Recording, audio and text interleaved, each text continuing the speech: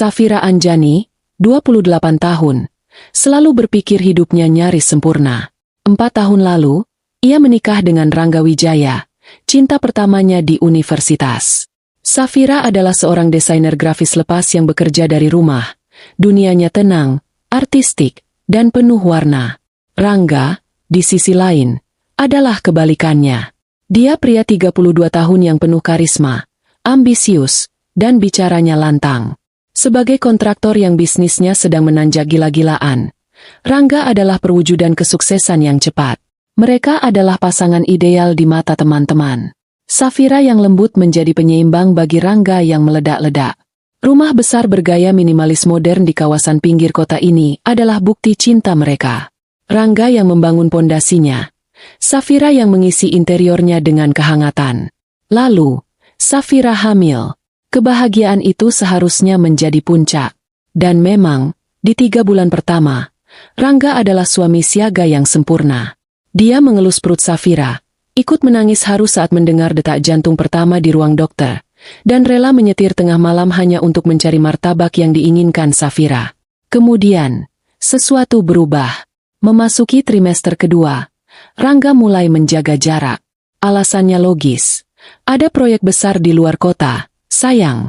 Ini untuk masa depan kita. Untuk si kecil.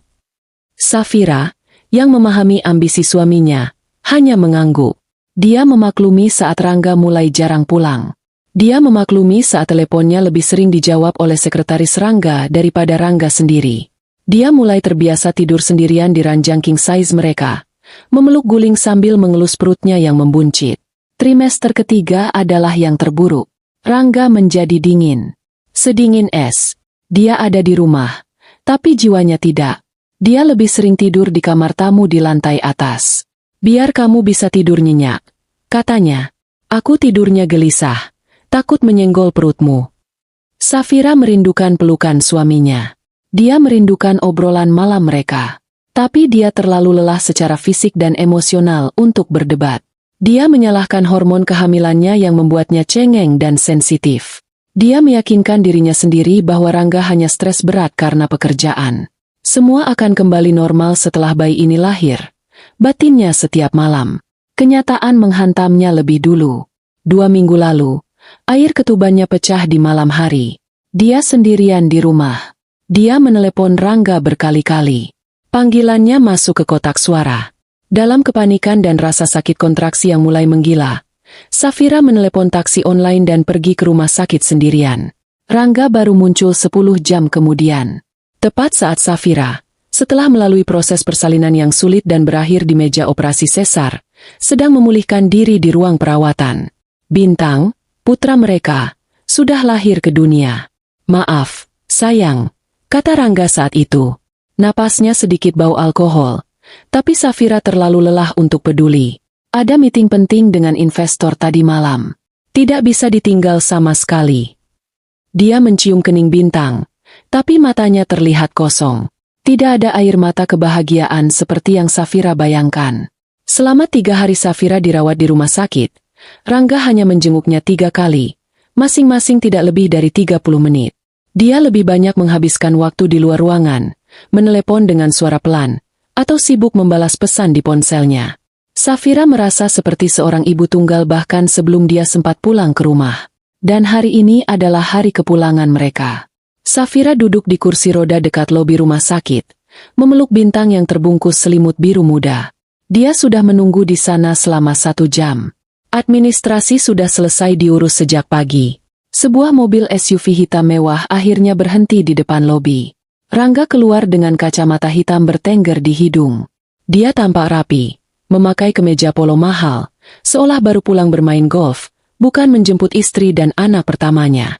Maaf, macet sekali, katanya datar, tanpa basa-basi. Dia tidak mencium kening Safira. Dia tidak mengelus kepala Bintang. Dia hanya mengambil tas pakaian dari tangan perawat, memberinya tip, lalu berjalan lebih dulu menuju mobil. Perawat itu menatap Safira dengan iba. Ibu yang sabar ya, bisiknya pelan, sebelum mendorong kursi roda Safira. Perjalanan pulang terasa sangat panjang. Ini adalah keheningan paling menyakitkan yang pernah Safira rasakan. Dia mencoba memecah kesunyian. Bintang semalam rewel sekali. Sepertinya dia lapar terus, kata Safira, menatap bayi dalam dekapannya. Rangga hanya bergumam. Oh ya? Matanya fokus ke jalan. Safira mencium aroma asing di dalam mobil. Aroma parfum wanita yang manis dan tajam. Bukan parfumnya. Bukan juga parfum Rangga yang biasanya beraroma musk dan kayu. Mungkin bau klien, batin Safira lagi, berusaha keras menyangkal alarm yang berbunyi di kepalanya. Kamu senang, Mas? Akhirnya Bintang lahir.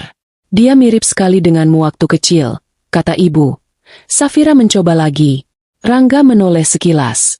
Senyum yang dipaksakan tersungging di bibirnya. Senang. Tentu saja senang. Laki-laki kan? Bagus.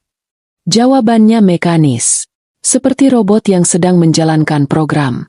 Safira menahan napas. Dia mencoba meraih tangan Rangga yang ada di atas persneling. Tapi Rangga dengan cepat menarik tangannya. Pura-pura harus membenarkan posisi setir. Fokus nyetir, ujarnya singkat. Hati Safira mencelos. Dia memalingkan wajah keluar jendela, dan air mata mulai menggenang. Dia buru-buru menyekanya sebelum Rangga melihat. Dia tidak mau terlihat lemah. Ketika mereka tiba di rumah megah mereka, suasana terasa lebih dingin dari biasanya. Rangga memarkir mobil di garasi. Dia turun, mengambil koper dan tas bayi dari bagasi. Dia tidak membukakan pintu untuk Safira. Safira harus berjuang sendiri. Dengan tubuh yang masih ngilu, jahitan operasi yang terasa perih dan berdenyut, dia pelan-pelan keluar dari mobil sambil menggendong Bintang. Dia harus menahan rasa sakit saat kakinya menjejak lantai garasi. Rangga sudah berjalan di depannya. Dia membuka pintu rumah. Embok Sum, teriaknya. Embok Sum, asisten rumah tangga mereka yang sudah berumur, berlari kecil dari arah dapur. Non Safira? Pak Rangga? Katanya pulangnya besok. Safira kaget mendengar itu. Besok? Rangga menatap Embok Sum dengan tajam. Kamu ini bagaimana? Saya sudah bilang hari ini. Sana siapkan air hangat untuk Safira mandi. Cepat. Bentakan itu membuat Embok Sum kaget dan takut. Iya, Pak. Maaf, Pak. Embok Sum langsung berlari ke kamar mandi. Safira menatap suaminya dengan bingung. Rangga tidak pernah sekasar itu pada Embok Sum. Masuk, kata Rangga pada Safira. Nadanya masih ketus. Safira melangkah masuk ke rumah yang seharusnya menjadi istananya. Tapi rumah itu terasa gelap. Tirai masih tertutup. Lampu mati. Tidak ada bunga selamat datang. Tidak ada balon. Tidak ada tanda-tanda kebahagiaan menyambut anggota keluarga baru. Kosong. Safira berjalan pelan menuju kamar utama mereka di lantai 1. Dia butuh berbaring. Aku ke ruang kerja dulu. Ada email mendesak yang harus dicek, kata Rangga, meletakkan koper begitu saja di tengah ruang tamu, dan langsung menghilang ke ruang kerjanya. Safira berdiri terpaku. Dia sendirian lagi. Dia menatap wajah mungil Bintang yang tertidur pulas. Selamat datang di rumah, sayang. Bisiknya. Suaranya bergetar. Dia melanjutkan langkahnya yang tertatih ke kamar. Dia membuka pintu. Kamarnya rapi, tapi sprei belum diganti. Masih sprei yang sama dengan yang dia pakai sebelum ke rumah sakit. Dia meletakkan Bintang dengan hati-hati di boks bayi yang sudah disiapkan di sebelah tempat tidur. Lalu, dia duduk di tepi ranjang, memegangi perutnya yang sakit. Dia mendengar suara Rangga dari ruang kerja di seberang ruang keluarga. Tapi suaminya tidak sedang mengetik. Safira mendengar suara tawa. Tawa pelan yang mesra. Rangga sedang berbicara di telepon dengan seseorang. Iya, sabar dong sebentar lagi. Aku bereskan urusannya dulu. Ya? I miss you too, baby. Safira membeku. Baby? Dia bukan memanggil Bintang. Itu adalah panggilan mesra untuk orang lain. Safira menutup mulutnya, menahan isakan yang mendesak keluar. Kebahagiaan yang dia kira rapuh itu ternyata memang sudah hancur berkeping-keping. Dia hanya terlalu naif untuk mengakuinya selama ini. Malam pertama di rumah seharusnya menjadi momen adaptasi yang penuh haru. Bagi Safira, itu adalah neraka yang baru dimulai. Dia menghabiskan sisa sore itu sendirian di kamar. Embok Sum mengantarkan makan malam, bubur ayam dan sup, tapi Safira tidak berselera. Dia hanya memaksakan beberapa suap demi ASI untuk Bintang. Rangga tidak keluar dari ruang kerjanya sama sekali. Dia melewatkan makan malam. Dia tidak menanyakan keadaan Safira. Dia tidak memeriksa putranya. Jam menunjukkan pukul 11 malam. Bintang akhirnya tertidur setelah rewel selama hampir 2 jam. Safira merasa fisiknya remuk. Jahitan operasinya berdenyut-denyut nyeri. Dia lelah luar biasa. Tapi matanya tidak bisa terpejam. Dia berbaring miring, menghadap boks bayi, mengawasi setiap tarikan napas kecil putranya. Dia tidak tahu apa yang harus dia lakukan. Haruskah dia mengkonfrontasi Rangga tentang telepon tadi? Tapi bagaimana jika dia salah dengar? Bagaimana jika itu hanya klien? Tidak. Batinnya menolak. Tidak ada klien yang dipanggil, baby. Dia terlalu takut untuk menghadapi kebenaran. Dia hanya ingin tidur dan berharap besok pagi semua kembali normal. Berharap Rangga masuk ke kamar, memeluknya, meminta maaf atas sikap dinginnya, dan berkata bahwa semuanya hanya karena stres pekerjaan. Hayalan itu pecah berkeping-keping tepat pukul 1 dini hari. Safira baru saja akan terlelap ketika dia mendengar suara gerbang otomatis di depan rumah terbuka. Beberapa saat kemudian, dia mendengar deru mesin mobil yang familiar. Mobil Rangga, dimatikan di garasi. Dia pergi? Safira bingung. Kapan dia keluar? Dia tidak mendengar suaminya keluar rumah. Dia pasti tertidur sesaat. Safira mendengarkan dengan waspada. Pintu depan terbuka. Suara langkah kaki terdengar di ruang tengah. Tapi bukan hanya satu pasang langkah kaki. Ada 2. Lalu, Safira mendengarnya. Suara tawa cekikikan seorang wanita.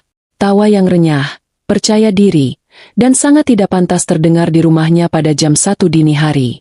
Jantung Safira serasa berhenti berdetak. Siapa itu? Pikirannya langsung melayang.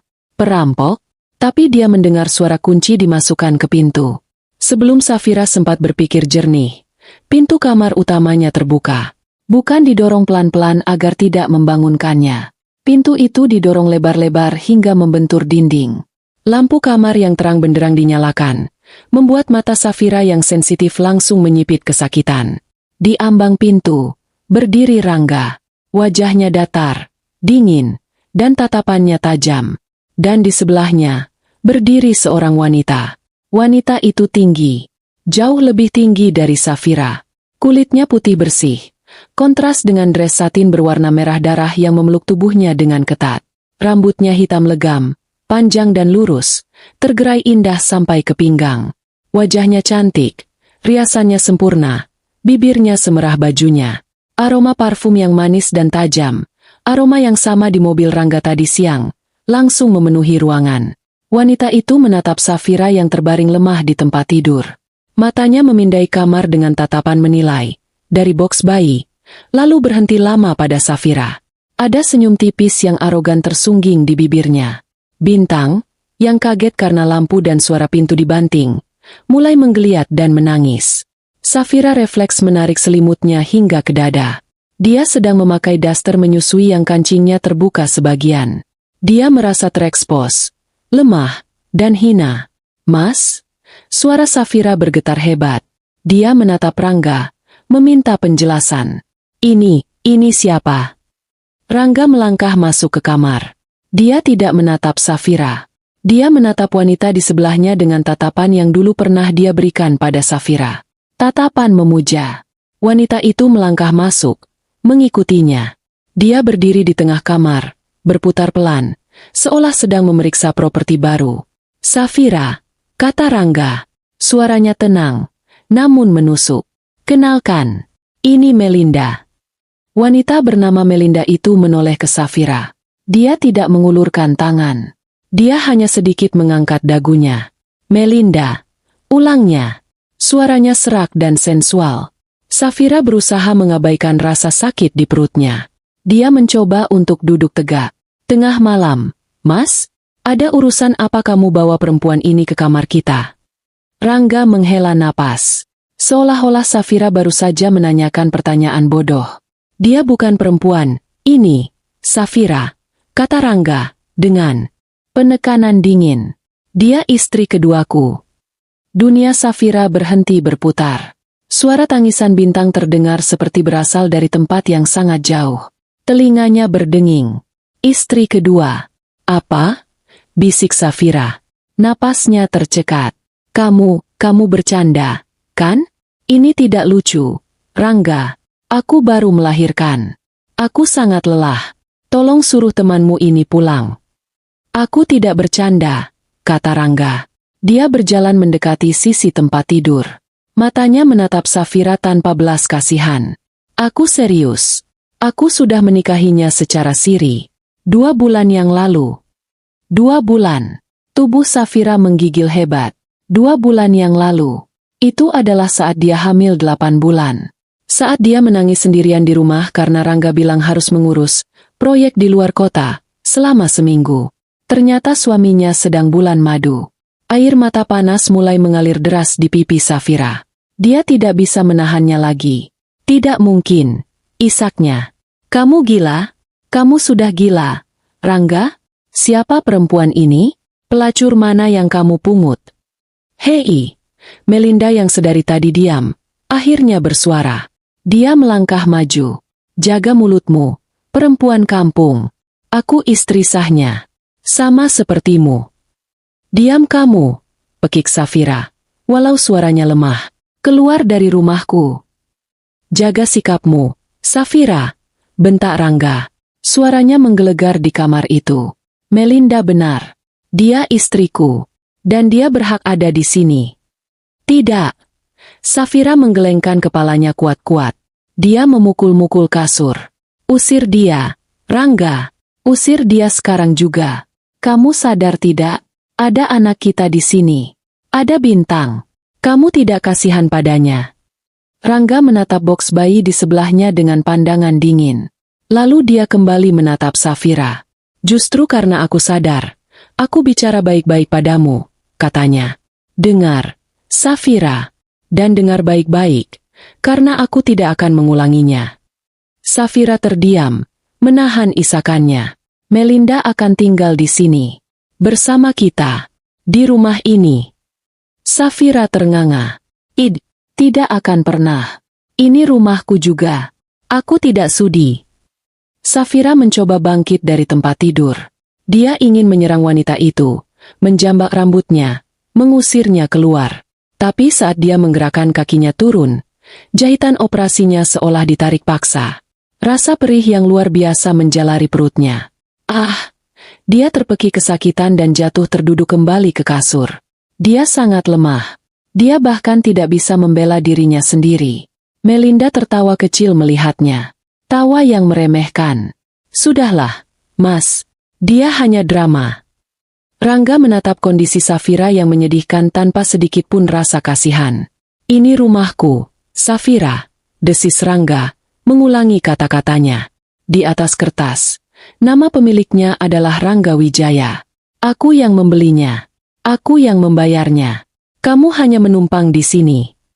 Kata-kata itu menghantam Safira lebih keras daripada tamparan di wajah. Hanya menumpang. 4 tahun pernikahannya, pengorbanannya meninggalkan karirnya demi mendukung Rangga, kesabarannya selama hamil, semua itu tidak ada artinya. Kenapa, Rangga? Bisik Safira. Suaranya parau. Kenapa kamu setega ini? Rangga terdiam sejenak.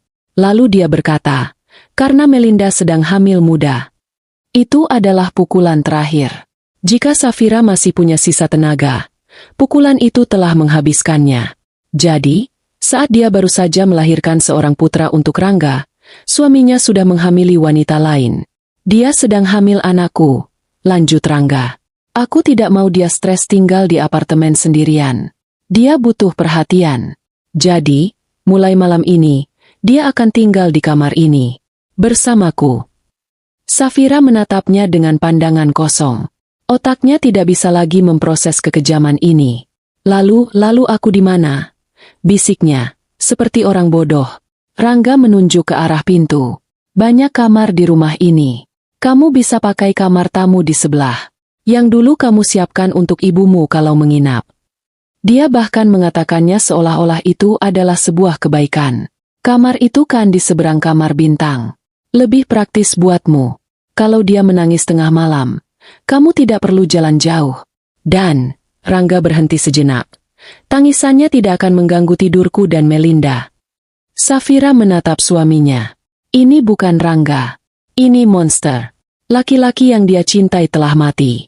Sementara Safira membeku dalam kengeriannya, Melinda berjalan santai menuju lemari pakaian besar di sudut kamar. Lemari itu berisi pakaian Safira dan Rangga. Melinda membukanya. Gumam Melinda, sambil menggeser-geser gaun milik Safira. Bajumu banyak juga. Ya, seleramu payah. Mas, aku perlu setidaknya setengah dari lemari ini. Suruh dia pindahkan barang-barangnya. Safira tidak bisa bergerak. Dia tidak bisa berteriak. Tenggorokannya tercekat oleh rasa sakit yang begitu hebat. Dia hanya bisa memeluk lututnya, gemetar hebat, sementara air mata terus mengalir tanpa suara. Rangga menatap Safira yang hancur lebur. Kamu dengar, Safira? Pindahkan barang-barangmu. Sekarang, aku dan Melinda mau istirahat. Safira mengangkat wajahnya yang basah. Aku tidak bisa, aku baru operasi. Rangga, badanku sakit semua. Kalau begitu, kata Rangga, tanpa jeda, biar Melinda yang bantu memindahkannya. Melinda tersenyum lebar. Senyum kemenangan. Dengan senang hati, katanya. Dia menarik satu gaun tidur sutra milik Safira, menciumnya, lalu melemparkannya ke lantai. Mulai dari yang ini, ya. Bintang menangis semakin kencang di boks bayinya.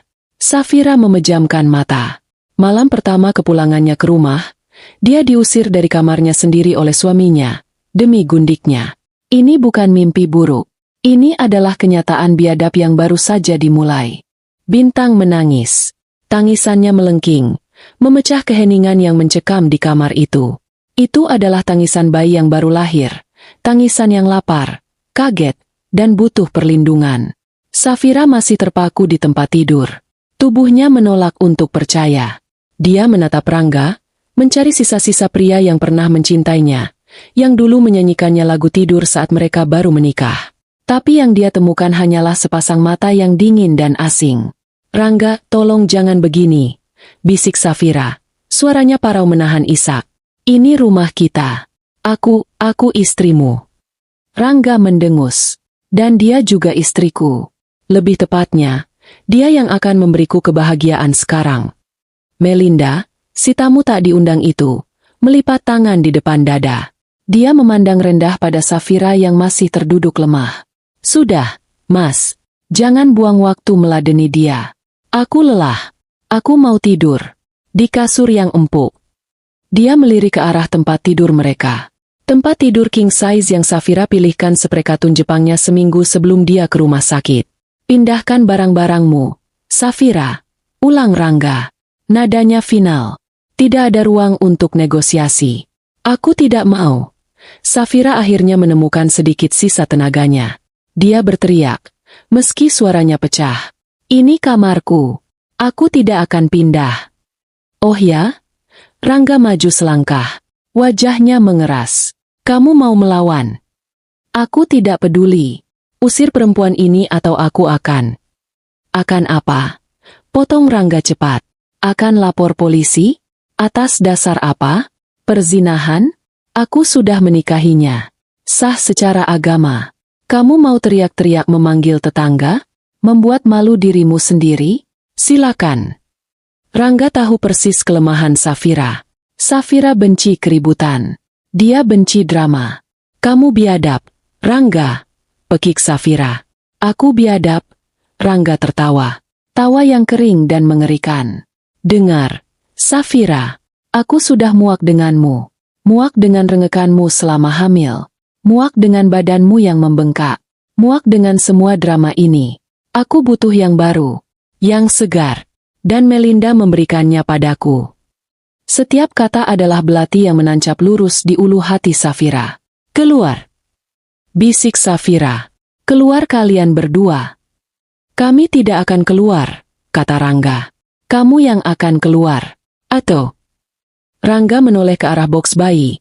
Tempat Bintang masih menangis histeris. Atau kamu mau pergi dari rumah ini sekarang juga? Silakan. Tapi Bintang tinggal di sini. Napas Safira tercekat. Ini adalah ketakutan terbesarnya. Kamu tidak bisa, desis Safira. Ketakutan mulai mengalahkan amarahnya. Aku ibunya. Aku yang melahirkannya. Dan aku ayahnya, balas Rangga. Aku yang punya rumah ini. Aku yang punya uang. Aku punya pengacara terbaik di kota ini. Kamu mau kita berperang di pengadilan?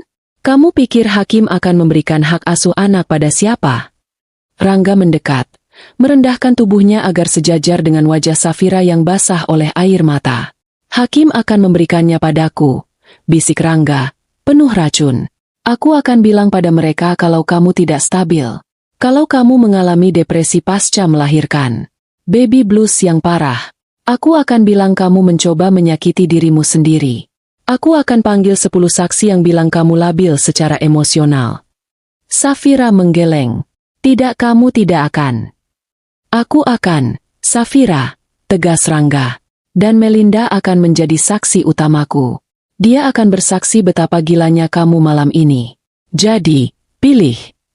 Rangga menegakkan tubuhnya lagi. Pilihan pertama, kamu diam, terima Melinda di sini. Kamu pindah ke kamar tamu. Kamu urus anakmu dalam diam. Kamu tetap bisa tinggal di rumah ini, makan gratis, dan melihat bintang tumbuh besar. Dia berhenti sejenak, membiarkan ancaman itu meresap. Pilihan kedua, kamu melawan. Kamu berteriak. Kamu usir Melinda. Dan detik itu juga, aku akan panggil pengacaraku. Besok pagi, kamu akan keluar dari rumah ini tanpa membawa apa-apa selain baju di badanmu. Bintang tetap di sini bersamaku. Dan aku jamin, kamu tidak akan pernah melihatnya lagi. Safira menatap monster di depannya. Dia tahu Rangga tidak bercanda.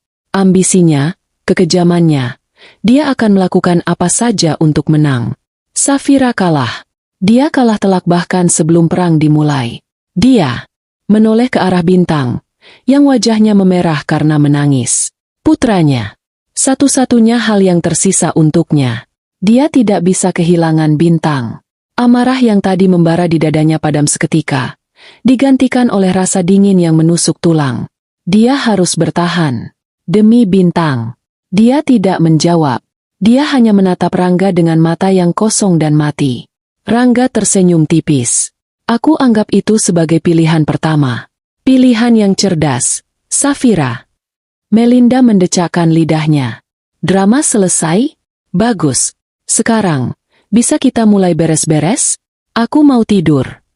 Melinda berjalan ke lemari, membukanya lebar-lebar. Dia mulai menarik baju-baju Safira, kemeja kerjanya, gaun-gaun katunnya, dan melemparkannya begitu saja ke lantai. Ini jelek sekali. Buang saja. Ini juga. Ya ampun, Mas, seleramu dulu payah sekali. Cibirnya sambil terus melempar. Berhenti. Bisik Safira. Apa? Melinda menoleh, menantang. Berhenti, kata Safira. Kali ini lebih jelas. Dia tidak menatap Melinda. Dia menatap tumpukan pakaiannya yang ternoda di lantai. Biar aku sendiri yang pindahkan. Rasa sakit di perutnya tidak seberapa dibanding rasa sakit di hatinya. Dia harus bangun. Dengan sisa-sisa harga dirinya, Safira memutar kakinya. Dia menjejakkan kakinya yang bengkak ke lantai yang dingin. Dia menggigit bibirnya keras-keras, menahan erangan saat jahitan di perutnya terasa seperti ditarik paksa. Dia berdiri, terhuyung. Dia berpegangan pada boks bayi untuk menyeimbangkan diri. Mas Rangga, katanya pelan, suaranya serak. Tolong gendong Bintang sebentar. Aku mau mengambil tasku. Rangga menatapnya sejenak. Lalu tanpa berkata apa-apa, dia berjalan dan mengangkat Bintang dari boksnya. Cara mengangkatnya kasar, tidak seperti seorang ayah. Bintang semakin menangis kencang.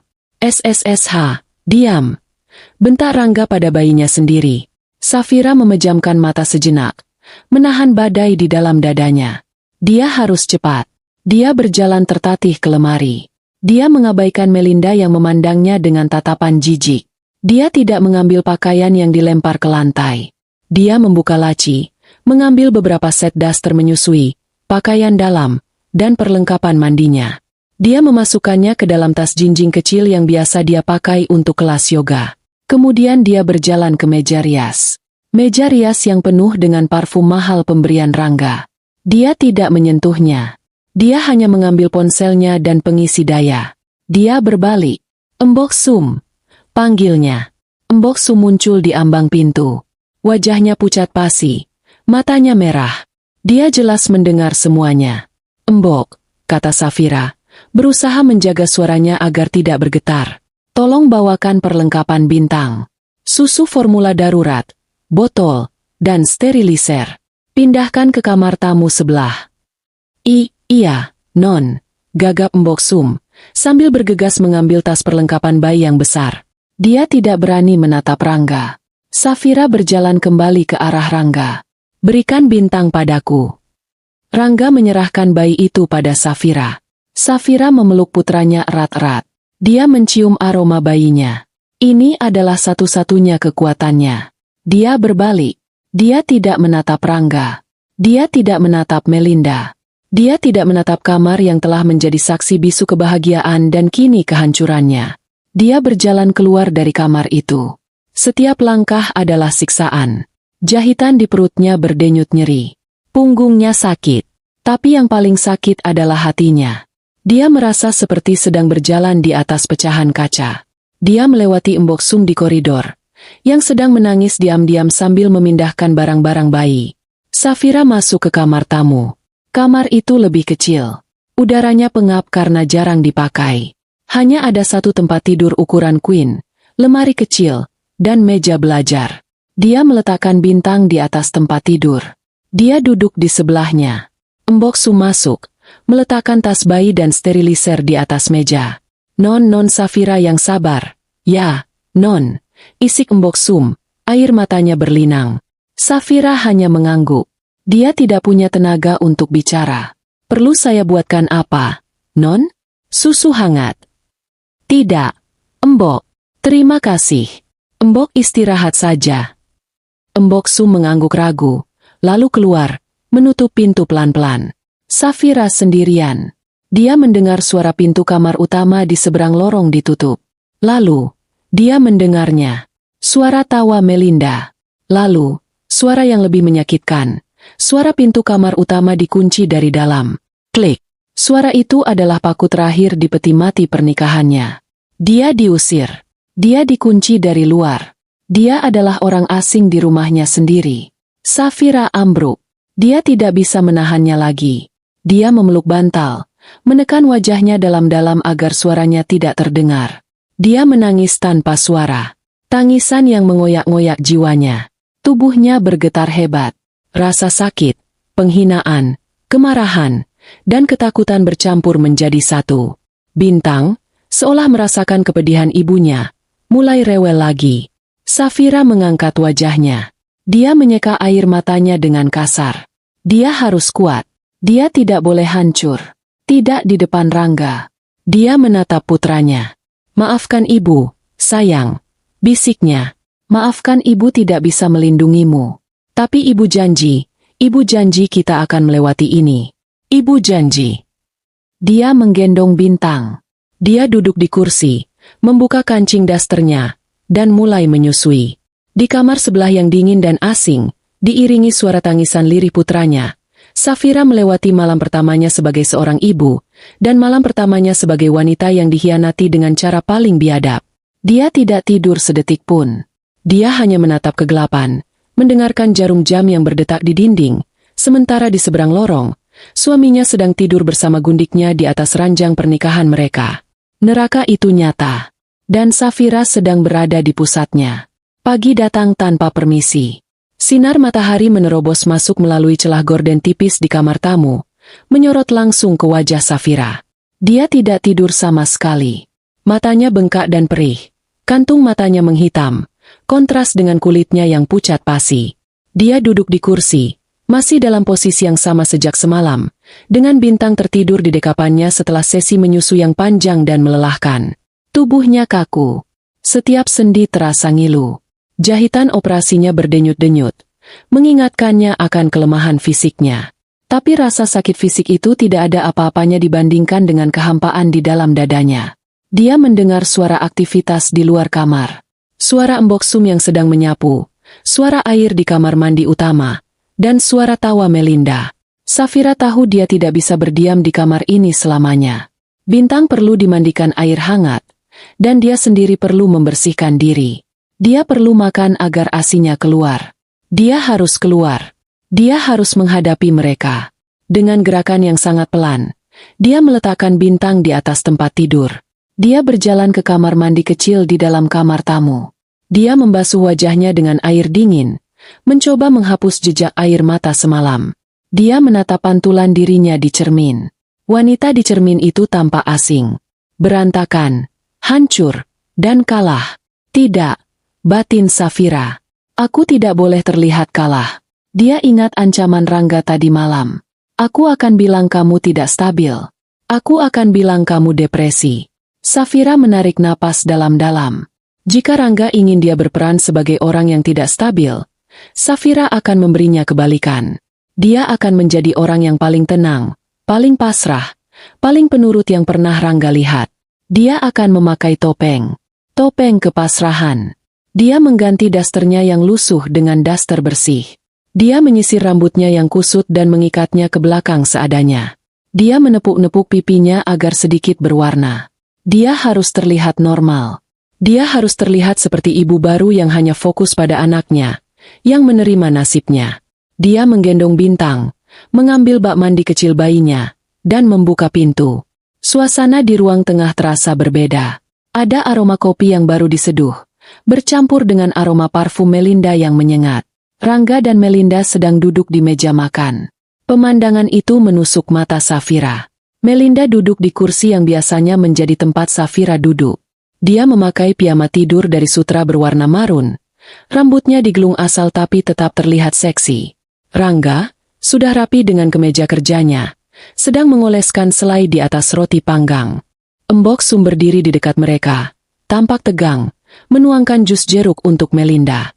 Tidak ada yang menoleh saat Safira keluar. Mereka sengaja mengabaikannya. Safira berjalan lurus ke dapur, yang menyatu dengan ruang makan. Dia harus melewati mereka. Embok, kata Safira pelan, suaranya terdengar normal. Tolong siapkan air hangat untuk Bintang di bak ini, ya. Bawa ke kamarku saja.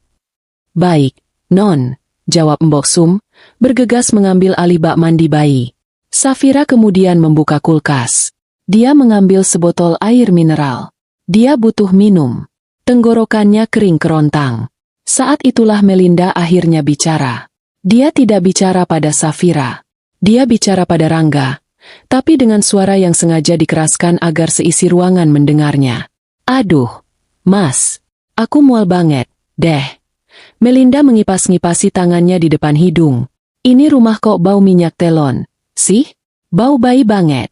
Aku kan lagi hamil muda, sensitif sama bau-bau aneh. Jantung Safira berhenti sesaat. Bau aneh. Bau putranya disebut bau aneh. Rangga langsung merespons. Dia meletakkan pisaunya. Oh ya, sayang, kamu mual? Dia mengelus punggung Melinda dengan lembut. Embok Sum, kamu dengar, kan? Nanti sore beli pengharum ruangan otomatis. Yang wangi lavender. Pasang di setiap sudut rumah. Jangan sampai Melinda mual lagi. Iya, Pak. Sahut Embok Sum ketakutan. Safira memejamkan mata sejenak, membelakangi mereka. Dia meneguk air mineralnya. Jangan bereaksi. Jangan bereaksi. Melinda melanjutkan. Terus, Mas, nanti malam aku tidak mau makan masakan rumah, ya? Aku mau makan steak di restoran Hotel Bintang 5 yang baru buka itu. Boleh, ya? Tentu saja, sayang, jawab Rangga. Suaranya penuh kasih sayang. Suara yang sudah lama tidak didengar Safira. Apapun untukmu dan calon jagoan kita.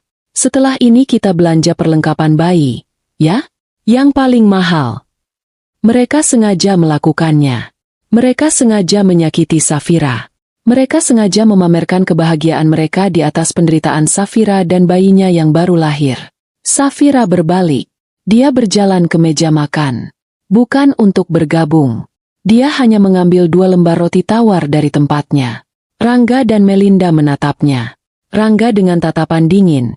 Melinda dengan senyum mengejek. Safira tidak membalas tatapan mereka. Dia hanya fokus pada rotinya. Dia harus makan. Permisi, katanya datar. Lalu dia berjalan kembali ke kamar tamu. Dia menutup pintu. Dia bersandar di balik pintu. Tangannya gemetar hebat. Roti di tangannya remuk. Dia merosot ke lantai. Dia tidak menangis. Dia hanya merasa kosong. Dia berhasil. Dia berhasil melewati ujian pertama. Dia tidak berteriak. Dia tidak mengamuk. Dia memakai topengnya dengan sempurna. Setelah beberapa menit menenangkan diri, dia bangkit. Dia memandikan Bintang dengan air hangat yang dibawakan Embok Sum. Dia merawat bayinya dengan telaten, seolah-olah tidak ada apa-apa. Siang itu, seperti yang direncanakan, Rangga dan Melinda pergi. Safira mendengar suara mobil Rangga meninggalkan garasi. Rumah itu hening. Hanya ada dia, Bintang, dan Embok Sum yang bekerja dalam diam. Begitu memastikan mereka benar-benar pergi, Safira mengunci pintu kamarnya. Dia mengambil ponselnya. Jarinya bergetar saat mencari satu nama di kontaknya. Indira. Indira adalah sahabatnya sejak kuliah. Mereka seperti saudara. Indira adalah seorang pengacara muda yang cerdas, tajam, dan tidak kenal takut. Dia satu-satunya orang yang Safira percaya di dunia ini selain ibunya. Safira menekan tombol panggilan video. Layar berkedip. Lalu wajah Indira muncul. Indira sedang berada di kantornya, terlihat sibuk dengan tumpukan dokumen di belakangnya. Safira, tumben telepon siang-siang? Selamat ya, ibu baru. Maaf banget aku belum sempat jenguk. Gila, klien lagi banyak banget. Gimana rasanya? Bintang lucu, kan? Kamu. Indira berhenti bicara. Senyum cerahnya langsung luntur. Saf? Kata Indira, nadanya berubah cemas. Kamu kenapa? Kamu menangis? Kamu pucat sekali. Saf, kamu di mana? Ini bukan kamarmu. Melihat wajah sahabatnya, melihat sorot kekhawatiran yang tulus di mata Indira, pertahanan yang dibangun Safira mati-matian akhirnya runtuh. Dia tidak bisa menahannya lagi. Indira, bisik Safira. Dan kemudian, dia terisak. Tangisan yang tertahan sejak semalam akhirnya meledak. Saf, Safira, ada apa? Kamu bikin aku takut. Rangga mana? Bintang mana? Kamu baik-baik saja. Indira panik. Rangga. Safira tidak bisa merangkai kata. Dia hanya bisa menangis. Tenang, Saf. Tarik napas. Pelan-pelan. Ceritakan padaku. Ada apa dengan Rangga? Safira mencoba menguasai dirinya. Dia menarik napas dalam-dalam. Tadi malam Rangga pulang. Iya, dia jemput kamu, kan? Dia tidak sendiri. Indira, isak Safira. Dia bawa perempuan lain. Indira terdiam. Keningnya berkerut. Maksudmu? Teman? Klien? Gundiknya. Pekik Safira tertahan. Dia bilang itu istri keduanya. Dia nikah siri 2 bulan lalu. Perempuan itu lagi hamil. Mata Indira membelalak. Rahangnya mengeras. Apa kamu bilang? Desisnya. Tidak percaya. Safira menceritakan semuanya. Semuanya. Tentang kepulangan yang dingin. Tentang telepon mesra Rangga. Tentang kedatangan Melinda di tengah malam. Tentang pengusiran dari kamar utama. Tentang ancaman Rangga yang akan mengambil Bintang jika dia melawan. Dia menceritakan tentang sarapan pagi tadi. Tentang bau minyak telon. Tentang topeng kepasrahan yang terpaksa dia pakai. Selama Safira bercerita, ekspresi Indira berubah dari kaget, menjadi marah, lalu menjadi murka yang dingin. Setelah Safira selesai, hening sejenak. Indira memejamkan matanya, menghela napas tajam. Biadab, kata Indira. Suaranya rendah dan berbahaya. Kurang ajar. Itu manusia atau iblis si Rangga? Indira, aku takut. Rintih Safira. Aku tidak tahu harus apa. Aku sendirian. Aku tidak punya apa-apa. Kamu tidak sendirian. Potong Indira dengan cepat dan tegas. Kamu punya aku. Dan kamu punya Bintang. Dengarkan aku. Saf. Jangan menangis lagi. Air matamu simpan dulu. Sekarang waktunya kita berperang. Tapi bagaimana? Dia mengancamku. Indira, dia akan ambil bintang. Dia menggertak. Sergah Indira. Dia menggunakan ketakutanmu. Ya, dia punya uang. Tapi kamu adalah ibunya. Kamu yang melahirkan. Hukum tidak sebodoh itu. Apalagi dia jelas-jelas melakukan perzinahan dan sekarang kumpul kebo dengan perempuan lain di depan mata kamu. Itu kekerasan psikis. Saf. Telak. Safira sedikit tenang mendengar nada percaya diri Indira. Aku ke sana sekarang.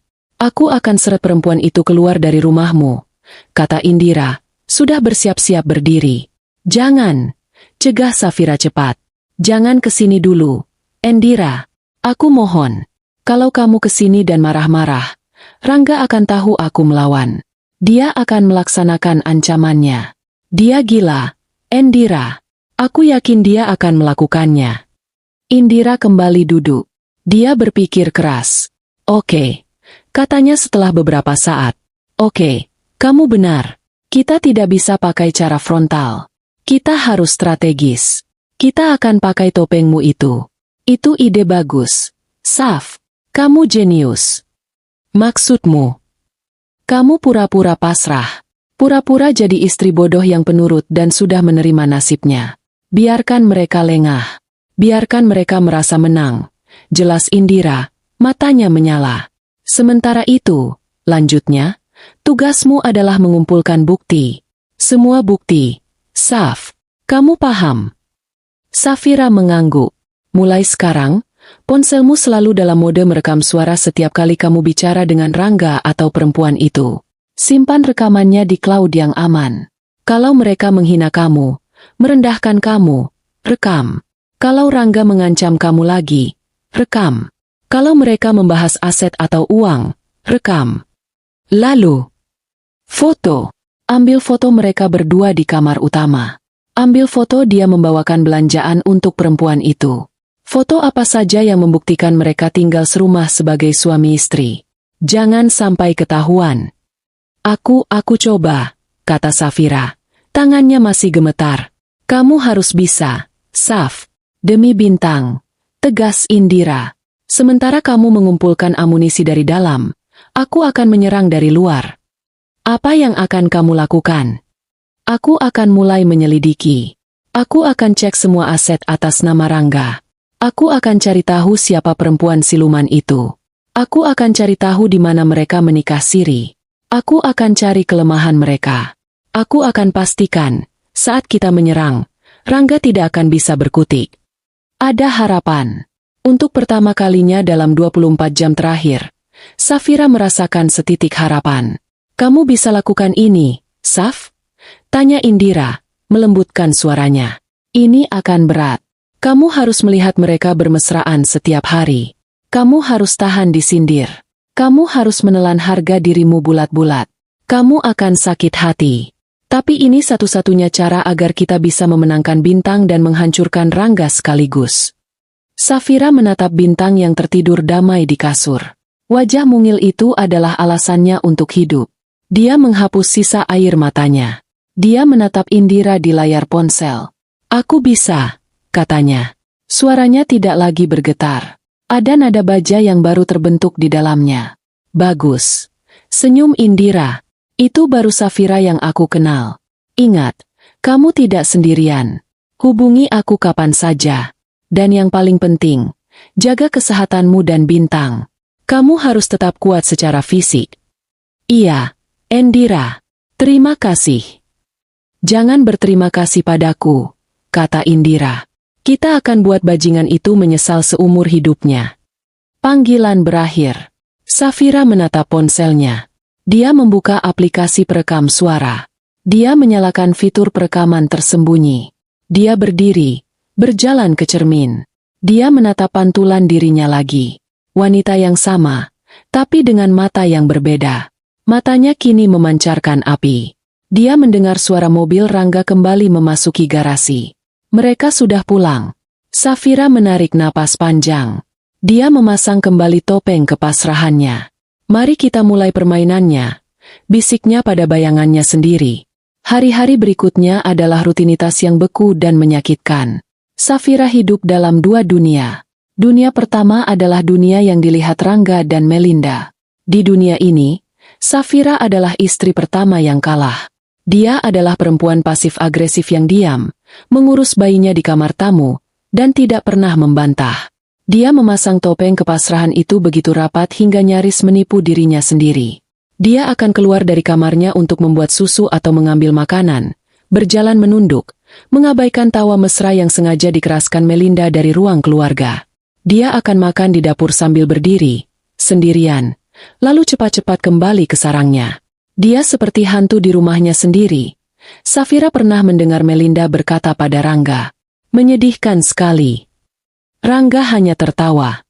"Biarkan saja. Lebih baik begitu daripada dia mengamuk. Hemat energiku." Safira mendengar semuanya, dan dia merekamnya. Dunia kedua adalah dunia rahasia Safira.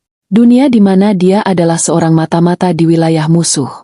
Setelah panggilannya dengan Indira, Safira menjadi sangat metodis. Ponselnya, yang selalu dia letakkan di saku dasternya, kini menjadi senjatanya. Aplikasi perekam suara selalu menyala dalam mode siaga. Bukti pertama datang dengan mudah. Satu malam, Bintang menangis sangat kencang. Sepertinya dia kolik. Safira sudah mencoba menggendongnya, menyusuinya, tapi tangisannya tidak berhenti. Dia kehabisan akal dan kelelahan. Pukul 2 pagi, pintu kamar tamunya digedor dengan kasar. Bukan diketuk, tapi digedor. Safira membukanya. Rangga berdiri di sana, bertelanjang dada, wajahnya kusut karena tidur. "Bisa kamu diamkan anak itu tidak?"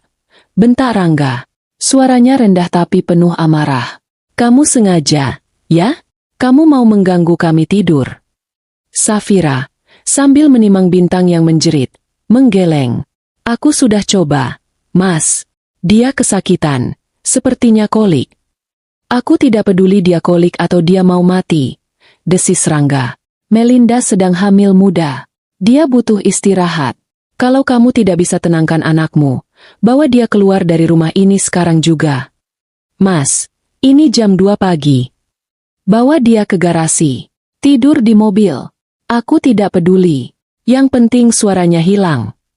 Ponsel di saku daster Safira merekam setiap kata biadab itu. Bukti kedua datang dari Melinda. Melinda senang sekali pamer. Dia akan sengaja mondar-mandir di depan kamar tamu Safira sambil berbicara keras di telepon dengan teman-temannya. "Iya, dong. Mas Rangga membelikanku tas branded keluaran terbaru, yang harganya 300 juta itu," katanya suatu sore. "Dia bilang aku pantas mendapatkannya karena sudah memberinya kebahagiaan." Safira menunggu. Sore itu, saat Rangga dan Melinda sedang pergi makan malam, dia keluar kamar. Dia tahu Mbok Sum sedang menyetrika di belakang. Dia bergegas ke dapur. Tempat sampah baru saja dikosongkan tadi pagi. Di atas tumpukan sampah dapur, ada sebuah kotak tas berwarna oranye yang familiar. Dan di dalamnya, terselip struk pembelian. Safira mengambilnya dengan tangan gemetar. Dia memotret struk itu. 320 juta rupiah. Dibeli menggunakan kartu kredit platinum atas nama Rangga Wijaya. Tanggal pembelian, 3 hari lalu. Hari di mana Safira baru pulang dari rumah sakit. Dia memotret struk itu berkali-kali, memastikan setiap angka terlihat jelas. Lalu dia mengembalikannya ke tempat sampah, menutupinya dengan kulit pisang agar tidak terlihat mencurigakan. Bukti foto adalah yang paling sulit. Rangga dan Melinda tidak malu-malu. Mereka sering berciuman di sofa ruang keluarga. Mereka berpelukan di meja makan. Safira harus menahan mual melihat pemandangan itu. Dia butuh bukti visual yang kuat. Kesempatan itu datang suatu hari Minggu. Safira sedang duduk di lantai kamar tamu, menyusui Bintang. Pintu kamarnya sedikit terbuka. Dia mendengar suara tawa dari arah kolam renang di belakang rumah. Dengan hati-hati, dia mengintip. Rangga dan Melinda sedang berada di kolam renang. Melinda, dengan bikini yang minim, duduk di tepi kolam sementara Rangga berenang. Lalu, Rangga naik dan duduk di sebelahnya. Mereka mulai berciuman. Ciuman yang dalam dan penuh gairah. Safira tahu ini adalah kesempatannya. Dia meletakkan Bintang yang sudah tertidur di tempat tidur. Dia mengambil ponselnya, menahan napas. Dia berjalan keluar kamar, pura-pura hendak ke dapur mengambil minum. Dia harus melewati ruang keluarga yang jendelanya tembus pandang langsung ke arah kolam. Jantungnya berdebar sangat kencang hingga dia takut mereka bisa mendengarnya. Dia berjalan pelan. Saat dia berada di posisi yang pas, dia mengangkat ponselnya. Dia tidak berani mengarahkannya langsung. Dia berpura-pura sedang memeriksa pesan. Dia membuka kamera. Dia tidak berani memakai flash. Dia juga tidak berani membunyikan suara shutter. Dia memakai mode live foto agar terlihat seperti sedang browsing. Klik, klik, klik. Dia mengambil 3 foto cepat. Dia tidak sempat memeriksanya. Dia langsung memasukkan ponsel ke saku dan berjalan lurus ke dapur. Di dapur, dia bersandar di kulkas. Tubuhnya lemas karena tegang. Dia memeriksa hasilnya. Foto pertama sedikit buram. Foto kedua terlalu jauh. Tapi foto ketiga sempurna. Foto itu menangkap Rangga yang sedang mencium leher Melinda, sementara tangan Melinda melingkar di bahu Rangga. Wajah mereka berdua terlihat jelas. Latar belakangnya adalah kolam renang rumah mereka. Bukti yang tidak terbantahkan. Dia segera mengirim semua bukti itu ke alamat email khusus yang dibuatkan Indira untuknya, lalu menghapusnya dari galeri ponselnya. Semua bukti ini dia kumpulkan dalam penderitaan. Setiap rekaman adalah penghinaan. Setiap foto adalah pengkhianatan. Tapi Safira terus maju. Dia mengubah rasa sakitnya menjadi bahan bakar. Minggu kedua setelah kepulangannya, sebuah kunjungan tak terduga terjadi. Safira sedang menidurkan Bintang ketika Mbok Sum mengetuk pintu kamarnya. "Non, di depan ada Den Damar. Adiknya Pak Rangga," bisik Mbok Sum. Hati Safira mencelos. Damar, dia adalah adik ipar yang paling baik padanya. Damar berusia 25 tahun, baru lulus kuliah dan sekarang bekerja di perusahaan Rangga, tapi di divisi yang berbeda. Damar adalah kebalikan dari Rangga. Dia pendiam, sopan, dan sangat menghormati Safira. Pak Rangga dan Non Melinda sedang keluar. "Non," Den Damar tanyain Non Safira. Safira bimbang.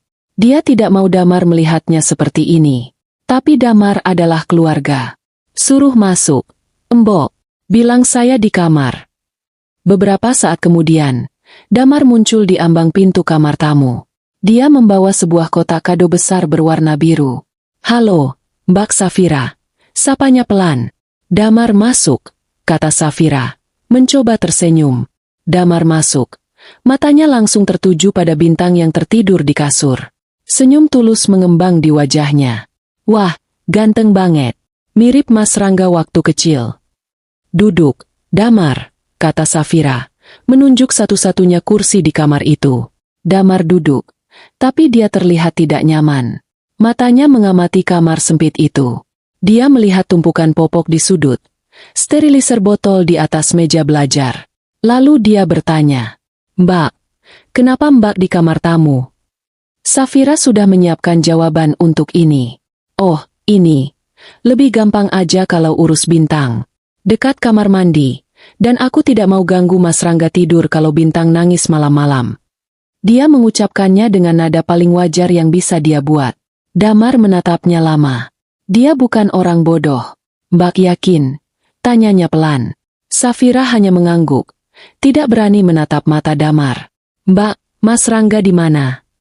"Lagi keluar. Ada urusan pekerjaan." "Sama siapa?" Safira terdiam. Damar menghela napas. Dia meletakkan kado itu di lantai. "Mbak, aku sudah dengar." Safira langsung mengangkat kepalanya. "Dengar apa?" "Orang-orang kantor sudah bergosip. Mas Rangga membawa perempuan baru ke acara meeting dengan klien. Namanya Melinda. Dia memperkenalkannya sebagai rekan khusus," kata Damar. Suaranya terdengar marah. "Aku tidak percaya. Jadi aku datang ke sini tanpa bilang-bilang Mas Rangga. Aku mau lihat sendiri." Mata Damar berkaca-kaca. "Jadi, ini benar? Dia membawa perempuan itu ke rumah ini?" Safira tidak bisa berbohong pada Damar. Dia hanya bisa menunduk. Air matanya mulai menggenang. "Dia gila," desis Damar. Dia berdiri, mondar-mandir di kamar sempit itu. "Ini gila. Mas Rangga sudah gila. Mbak Safira baru melahirkan. Bagaimana bisa dia setega ini?" "Damar, Sudah, aku tidak apa-apa. Mbak tidak apa-apa.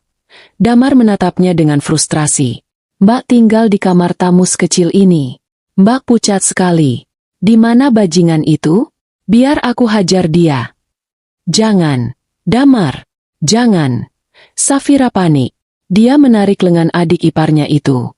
Aku mohon, jangan buat keributan. Kalau kamu buat ribut, Rangga dia akan. Safira berhenti. Dia tidak bisa menceritakan ancaman Rangga. Damar, berhenti bergerak.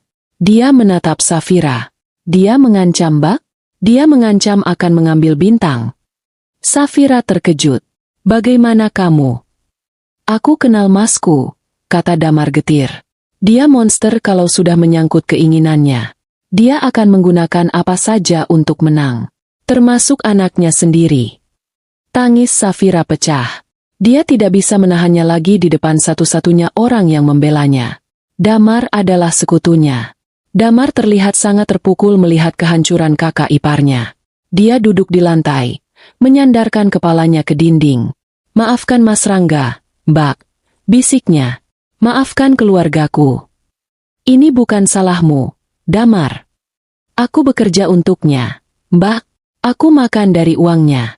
Aku merasa kotor, kata Damar. Hening sejenak. Hanya suara isakan tertahan Safira. Lalu, Damar mengangkat kepalanya. Ada keputusan di matanya.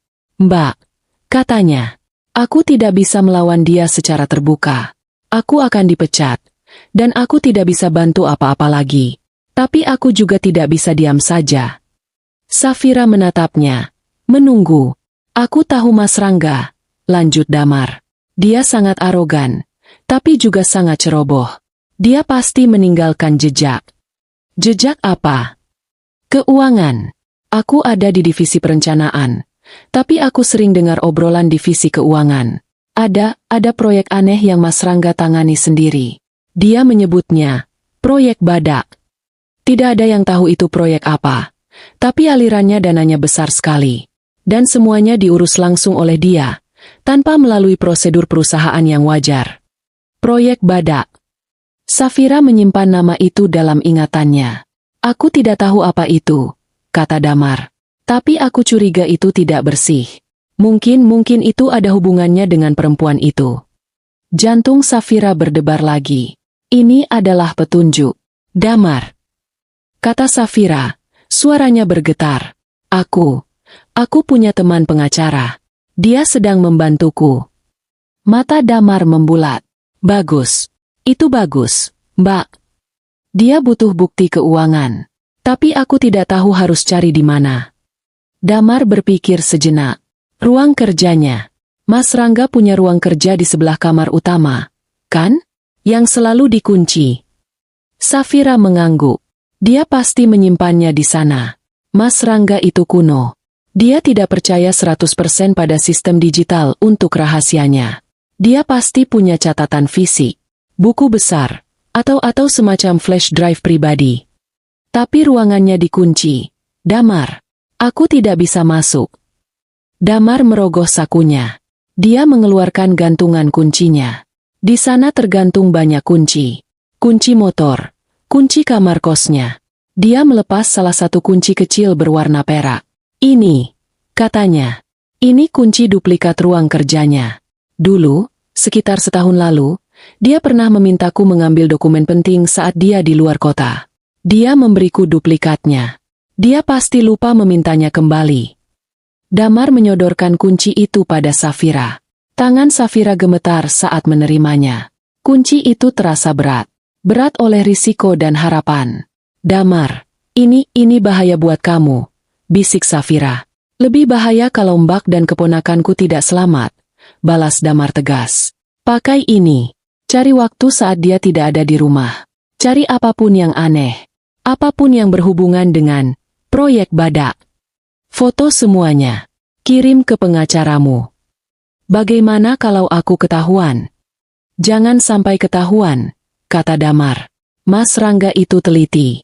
Kalau dia tahu ada yang masuk, dia akan langsung tahu itu aku. Dan habislah kita berdua. Damar berdiri. Aku harus pergi sebelum dia pulang.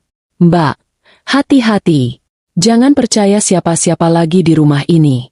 Mbok Su mungkin baik, tapi Mas Rangga bisa mengancamnya." Safira mengangguk, menggenggam erat kunci di tangannya. "Jaga diri Mbak, jaga Bintang." Damar melangkah keluar. Sebelum dia menghilang di tikungan koridor, dia berbalik. Mbak Safira hancurkan dia. Lalu, dia pergi. Safira menutup pintu kamarnya. Dia bersandar di pintu, menatap kunci kecil di telapak tangannya. Ini bukan lagi hanya soal balas dendam atas perselingkuhan. Ini lebih dalam dari itu. Ini soal kejahatan. Dan Damar baru saja memberinya senjata untuk membongkarnya. Malam itu, Safira tidak tidur. Dia duduk di kursi, memeluk lututnya.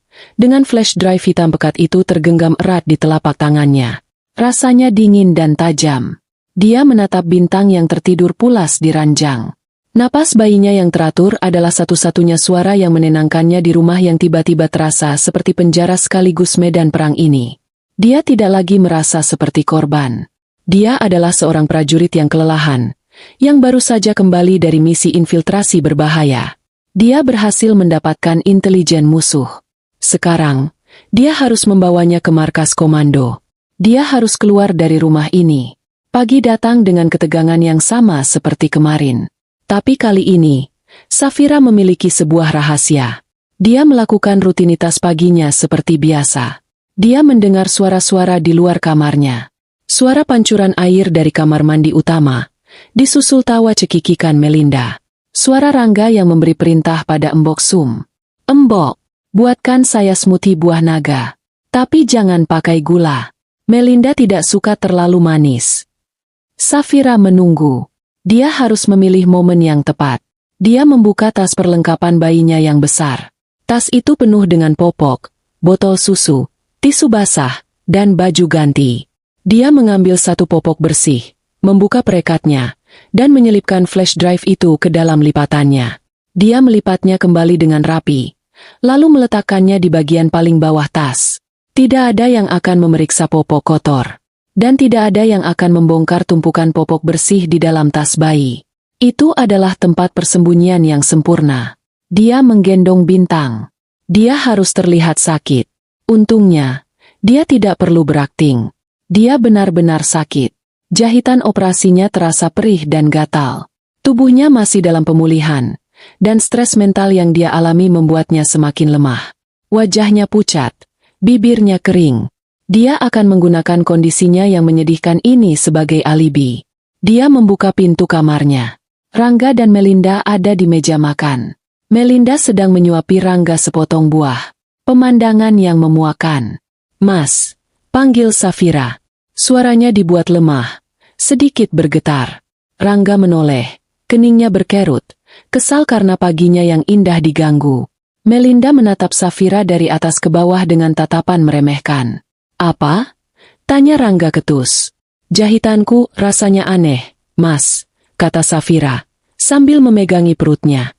"Panas dan gatal sekali. Aku takut infeksi." Rangga mendengus, tidak peduli. "Lalu, pakai saja obat yang dari dokter." "Obatnya sudah habis," lanjut Safira, matanya menatap lantai. Aku mau ke dokter. Periksa sebentar. Aku takut. Ini kan operasi besar pertamaku." Melinda tertawa kecil. "Manja sekali. Operasi sesar saja heboh. Aku lihat di TikTok, banyak ibu-ibu yang 3 hari setelah operasi sudah bisa joget." Safira mengabaikannya. Dia hanya menatap Rangga. "Aku boleh pergi, Mas? Cuma sebentar. Ke klinik dokter yang kemarin." Rangga tampak berpikir. Dia tidak suka Safira keluar rumah. Dia ingin mengontrolnya. "Kamu mau pergi sama siapa?" tanyanya, curiga. "Sendiri," jawab Safira cepat. "Naik taksi online. Aku bawa Bintang. Sekalian dia kena matahari pagi. Kasihan di kamar terus." Rangga menatapnya, mencari tanda-tanda kebohongan. Tapi yang dia lihat hanyalah seorang wanita pucat, kelelahan, dan ketakutan, sedang menggendong bayi. Persis seperti yang dia inginkan. Seorang korban yang pasrah. "Ya sudah," katanya akhirnya. "Pergi sana. Jangan lama-lama. Dan jangan mampir kemana-mana. Aku akan cek lokasimu. Jantung Safira berdebar. Cek lokasi. Ponselku baterainya mau habis. Mas, aku lupa isi daya semalam. Bohong Safira. Mungkin nanti mati di jalan. Tapi aku janji langsung pulang. Rangga menatapnya tajam. Alasan saja kamu. Ya sudah. Cepat pergi.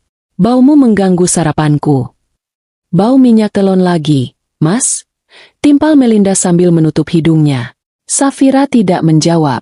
Dia berbalik, mengambil tas perlengkapan bayi yang berat itu. Berat oleh popok, dan lebih berat lagi oleh rahasia di dalamnya. Lalu berjalan keluar rumah.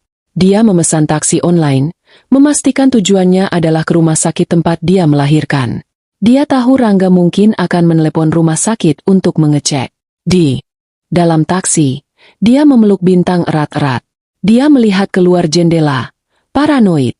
Apakah ada yang mengikutinya? Dia tiba di rumah sakit. Dia benar-benar turun. Dia bahkan berjalan ke lobi bagian kebidanan. Dia duduk di ruang tunggu selama 10 menit. Untuk berjaga-jaga jika Rangga benar-benar mengirim mata-mata. Setelah merasa aman, dia berdiri. Dia tidak pergi ke meja pendaftaran. Dia berjalan lurus melewati lobi, menuju pintu keluar di sisi lain gedung. Dia berjalan cepat, sejauh yang jahitan operasinya izinkan. Dia keluar ke jalan raya yang berbeda. Dia berjalan 1 blok, lalu memesan taksi online kedua. Kali ini, tujuannya, firma hukum Anindita Au Partners, kantor Indira. Perjalanan terasa seperti berjam-jam. Setiap lampu merah adalah siksaan. Setiap klakson mobil membuatnya terlonjak kaget. Akhirnya, dia tiba di sebuah gedung perkantoran modern di pusat kota.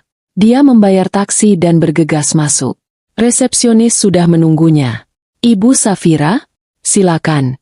Ibu Indira sudah menunggu di ruangannya. Safira diantar ke lantai 12. Ke sebuah ruangan sudut dengan jendela besar yang menghadap ke kota. Indira berdiri di balik mejanya. Dia tidak terlihat seperti pengacara galak yang Safira kenal. Dia terlihat cemas. Begitu pintu ditutup, Indira berlari dan memeluk Safira. Saf! Ya Tuhan, kamu baik-baik saja. Indira memegang wajah Safira. Kamu pucat sekali. Safira tidak bisa bicara. Dia hanya mengangguk. Rasa aman berada di kantor Indira membuatnya lemas. Duduk. Duduk.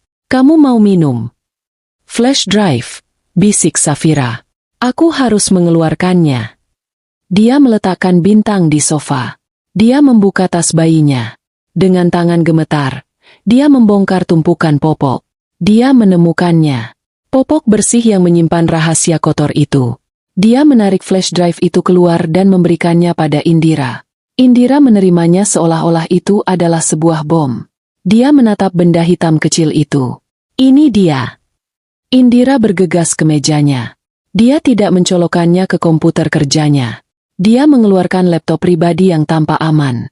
Laptop ini offline. Tidak terhubung ke jaringan kantor. Aman, kata Indira sambil mencolokkan flash drive itu. Layar menyala. Sebuah folder muncul. Tidak ada judulnya. Indira membukanya. Isinya bukan hanya catatan keuangan. Safira. Bisik Indira. Matanya membelalak ngeri. Di sana ada puluhan folder. Ada pindaian kontrak-kontrak. Kontrak untuk pembelian properti. Bukan cuma 1, tapi 3 apartemen mewah, atas nama Melinda Lestari. Ada pindaian kartu tanda penduduk dan kartu keluarga palsu, yang mencantumkan nama Melinda sebagai istri Rangga Wijaya, dengan alamat palsu. Ada draft surat perjanjian. Surat pelepasan aset.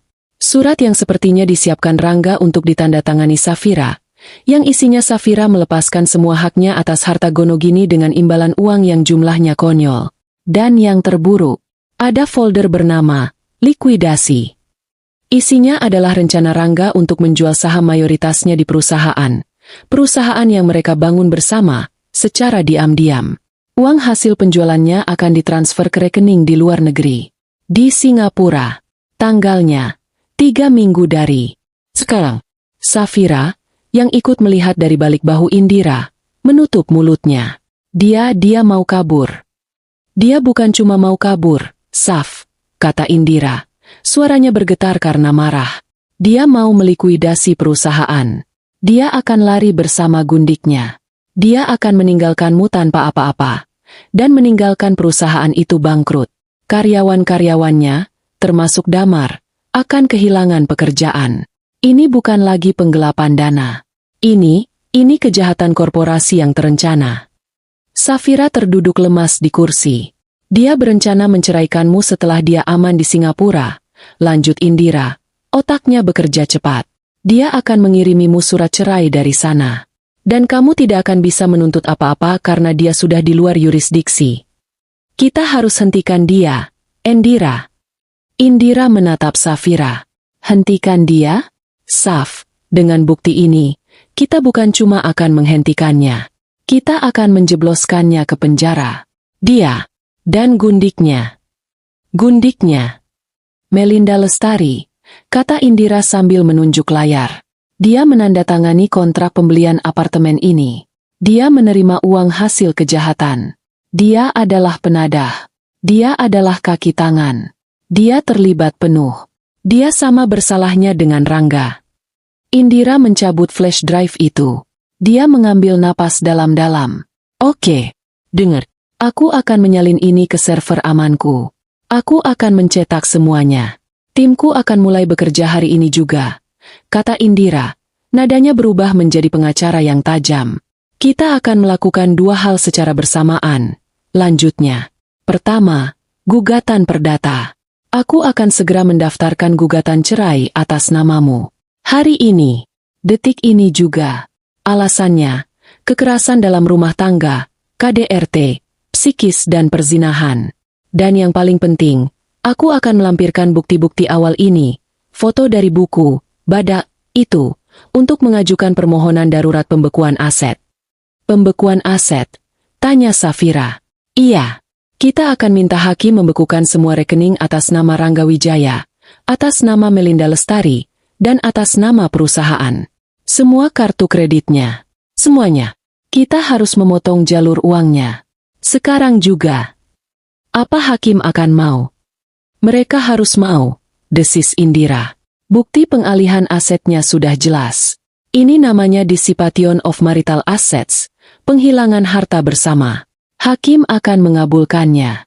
Aku akan pastikan surat perintah itu keluar sebelum jam makan siang. Lalu, yang kedua. Indira tersenyum. Senyum yang dingin.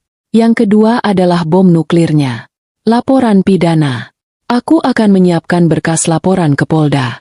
Tuduhannya, penggelapan dalam jabatan, pemalsuan dokumen, dan tindak pidana pencucian uang. Ini bukan main-main. Saf. Ini ancaman hukumannya di atas 10 tahun penjara. Kapan kita lakukan itu? Belum. Kita simpan dulu. Kata Indira.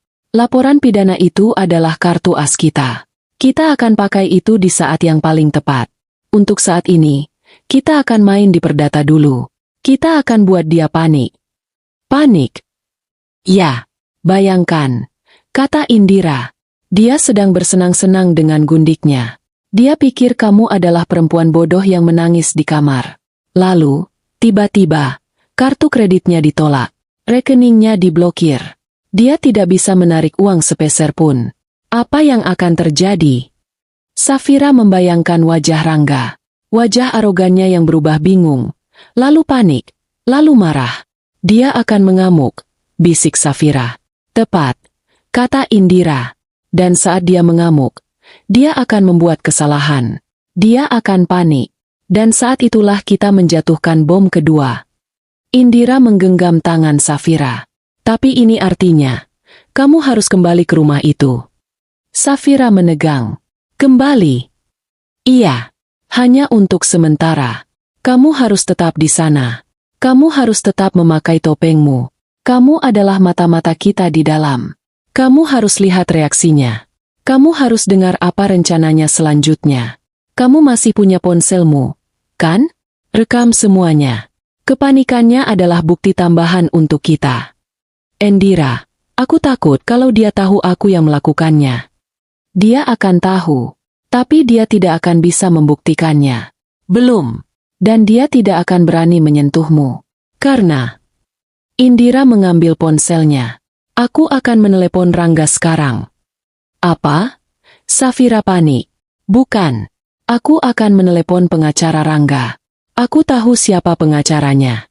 Aku akan kirim surel resmi ke dia, memberitahukan bahwa per hari ini, saya, Indira Anindita, adalah kuasa hukum Safira Anjani.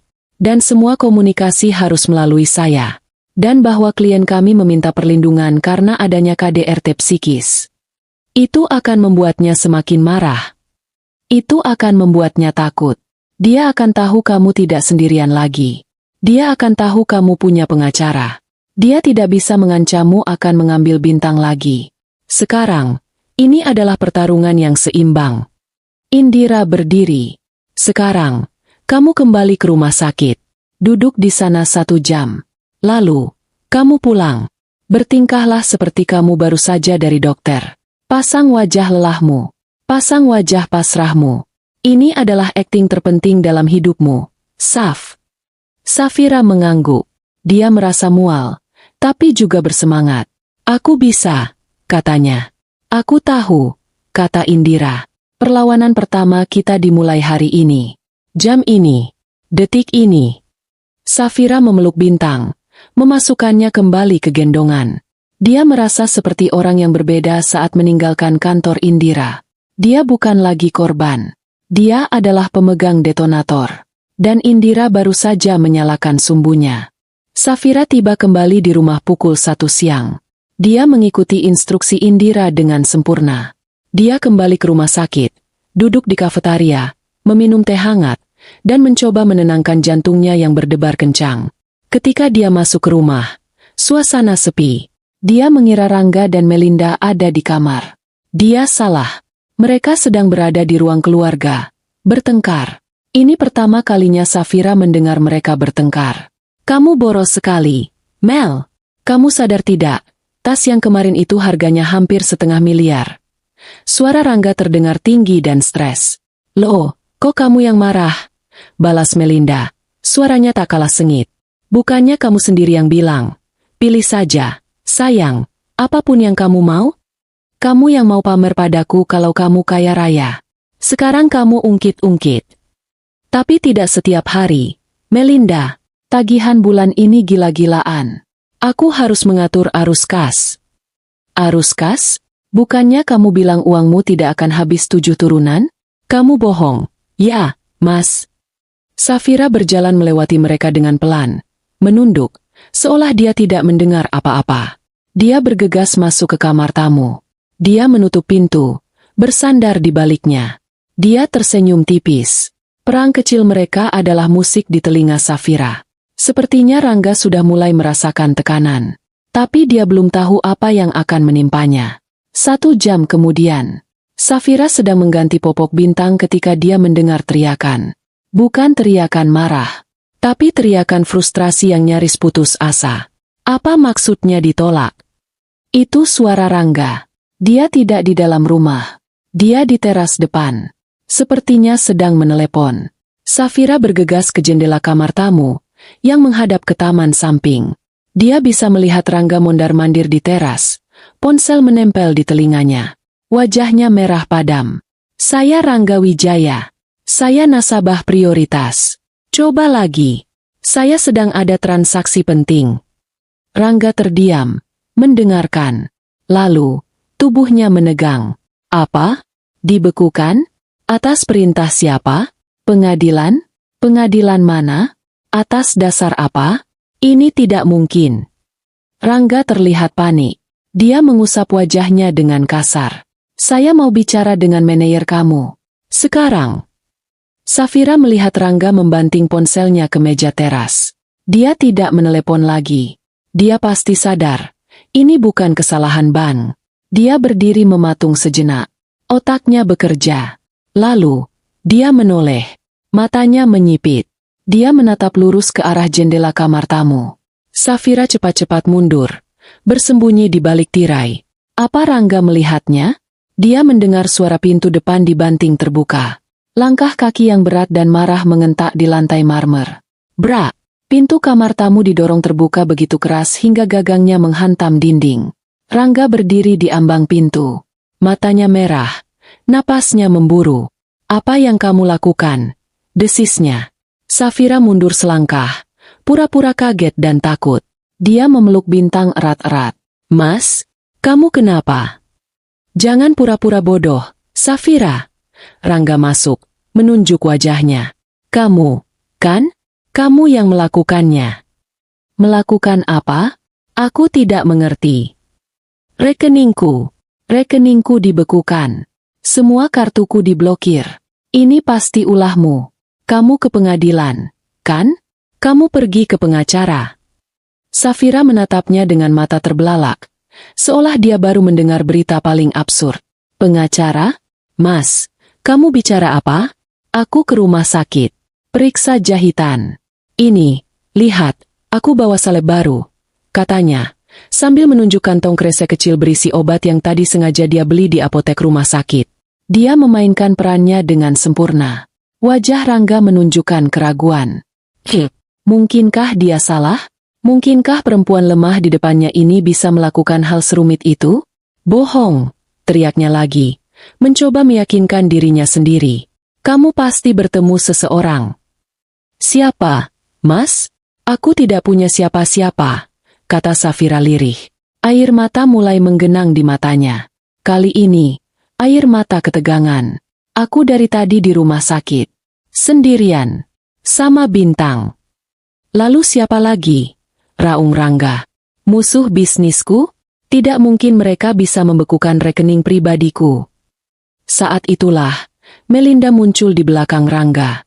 Dia tampak baru bangun tidur siang. Rambutnya berantakan. "Mas, ada apa sih?" teriak-teriak. "Aku kaget. Tahu," rengeknya. "Rekening kita dibekukan. Mel, kita tidak punya uang," teriak Rangga pada Melinda. Wajah Melinda langsung pucat. "Apa? Rekeningku juga." "Aku tidak tahu. Coba kamu cek."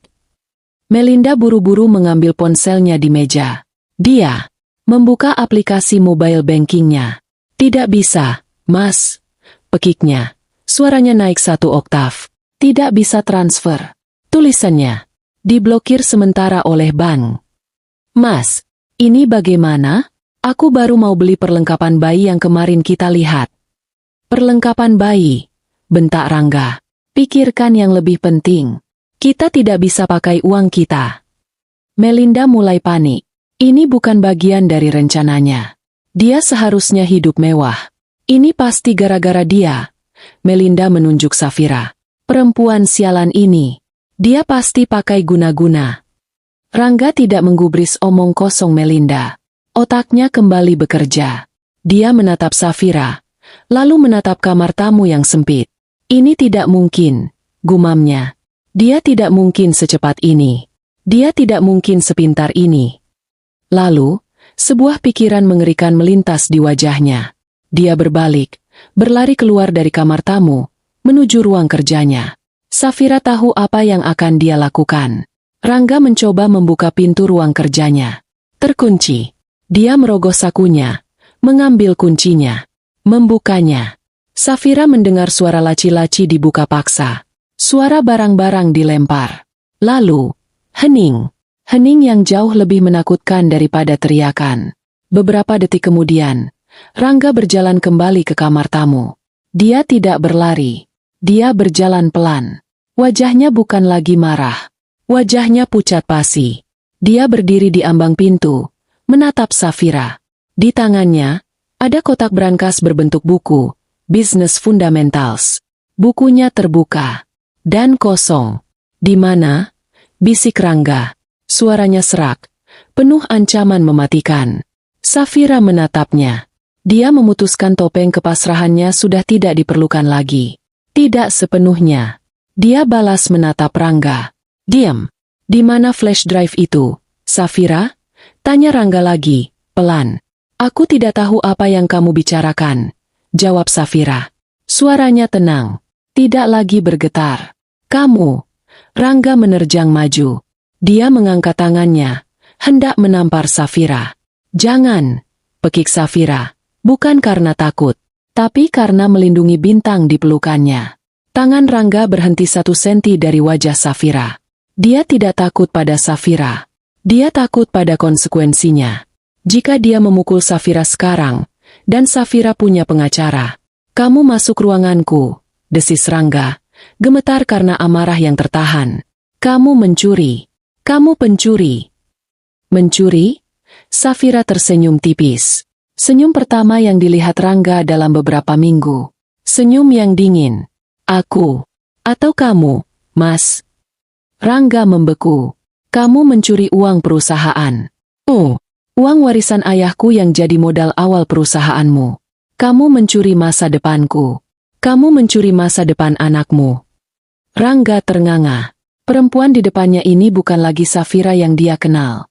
"Kamu berikan flash drive itu," potong Rangga. "Atau aku akan." "Akan apa?" tantang Safira. "Akan membunuhku? Akan mengambil bintang? Kamu tidak bisa. Kamu tidak punya uang lagi.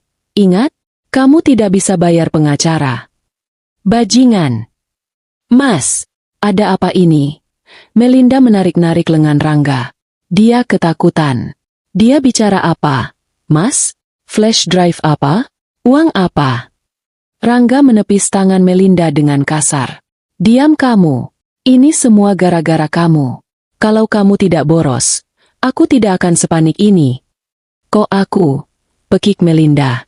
"Kamu yang memberikannya padaku. Kamu yang bilang uang itu aman." "Uang itu memang aman," teriak Rangga.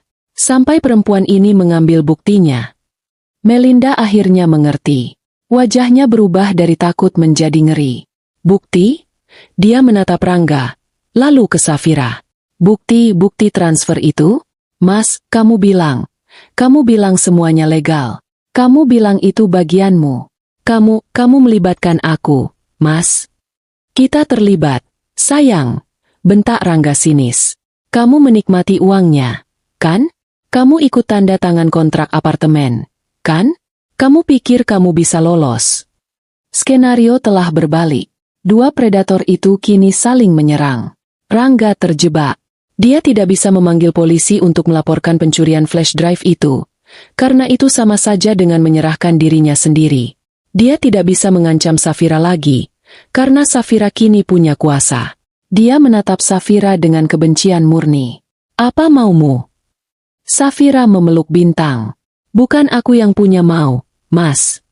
Ponsel Rangga berdering. Dia mengangkatnya. "Halo? Indira siapa?"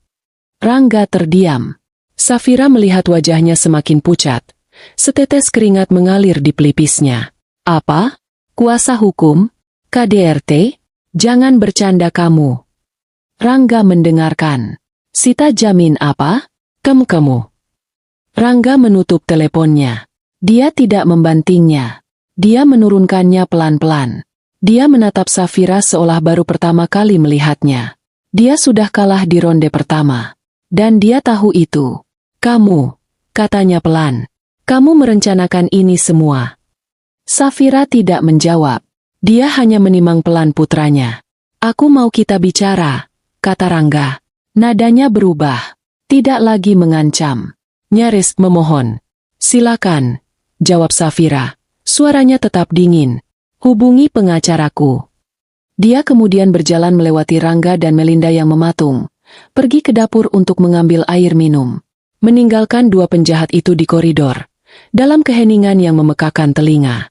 24 jam berikutnya adalah perang dingin yang paling hening dan paling brutal yang pernah terjadi di rumah itu. Rumah itu terasa seperti kuburan. Rangga tidak keluar dari ruang kerjanya.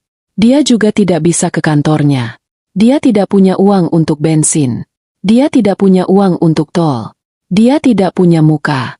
Dia terjebak di rumah yang kini terasa seperti penjara ciptaannya sendiri. Safira mendengar dia mondar-mandir.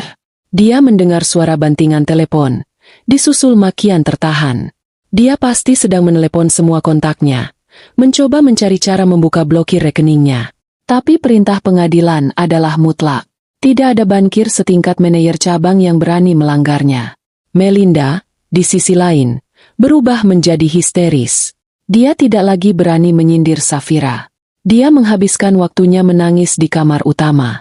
Bagaimana ini? "Mas, aku mau check up kehamilan di klinik premium. Aku tidak punya uang," teriaknya. Suaranya terdengar sampai ke kamar Safira. "Diam, Mel," balas Rangga. "Kamu pikir aku tidak pusing? Kamu hanya menambah masalah." "Aku menambah masalah? Kamu yang menyeretku ke sini. Kamu yang janji mau menikahiku." "Aku sudah menikahimu, Siri." "Pernikahan Siri tidak ada gunanya kalau aku tidak bisa belanja. Kamu bohongi aku, Mas. Kamu bilang kamu kaya." "Aku memang kaya. Sebelum istrimu yang itu." Safira mendengarkan semua itu dengan ketenangan yang menakutkan. Dia hanya fokus merawat Bintang, memberinya ASI, dan menimangnya. Dia adalah pusat ketenangan di tengah badai yang dia ciptakan. Dia menunggu. Siang hari kedua setelah pembekuan aset, sebuah surel masuk ke laptop Rangga. Pengacaranya sendiri yang meneruskannya. Subjek, undangan mediasi dan somasi, Safira Anjani versus Rangga Wijaya. Isinya singkat, ditulis oleh Indira. "Dengan hormat, sehubungan dengan proses gugatan cerai dan sita jamin aset yang sedang berjalan, kami mengundang klien Anda, Bapak Rangga Wijaya, dan rekan Anda, Saudari Melinda Lestari, untuk hadir dalam pertemuan mediasi. Pertemuan akan diadakan hari tanggal, hari ini, 23 Oktober 2025 waktu, pukul 15 WIB, 3 jam dari sekarang. Tempat, kediaman Bapak Rangga Wijaya, Jalan Cendana nomor 12. Rumah mereka sendiri."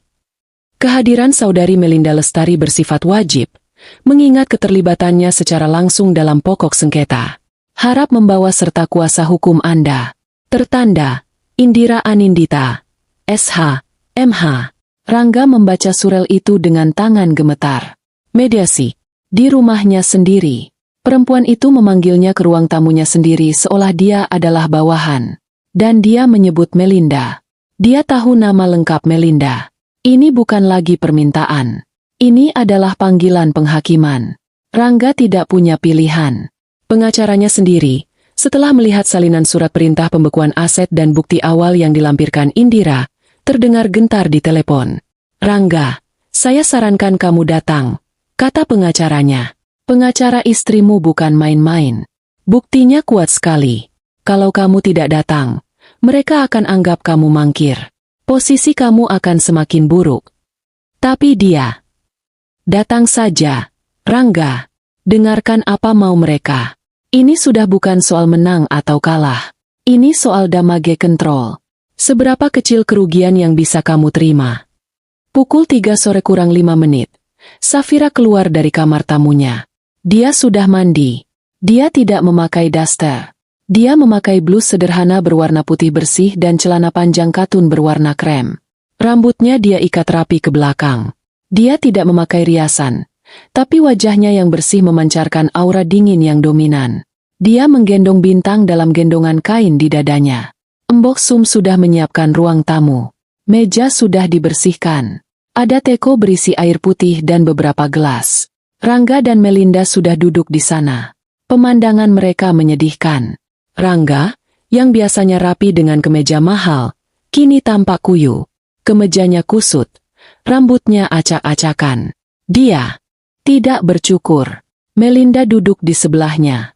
Dia jelas habis menangis. Matanya bengkak. Riasannya berantakan.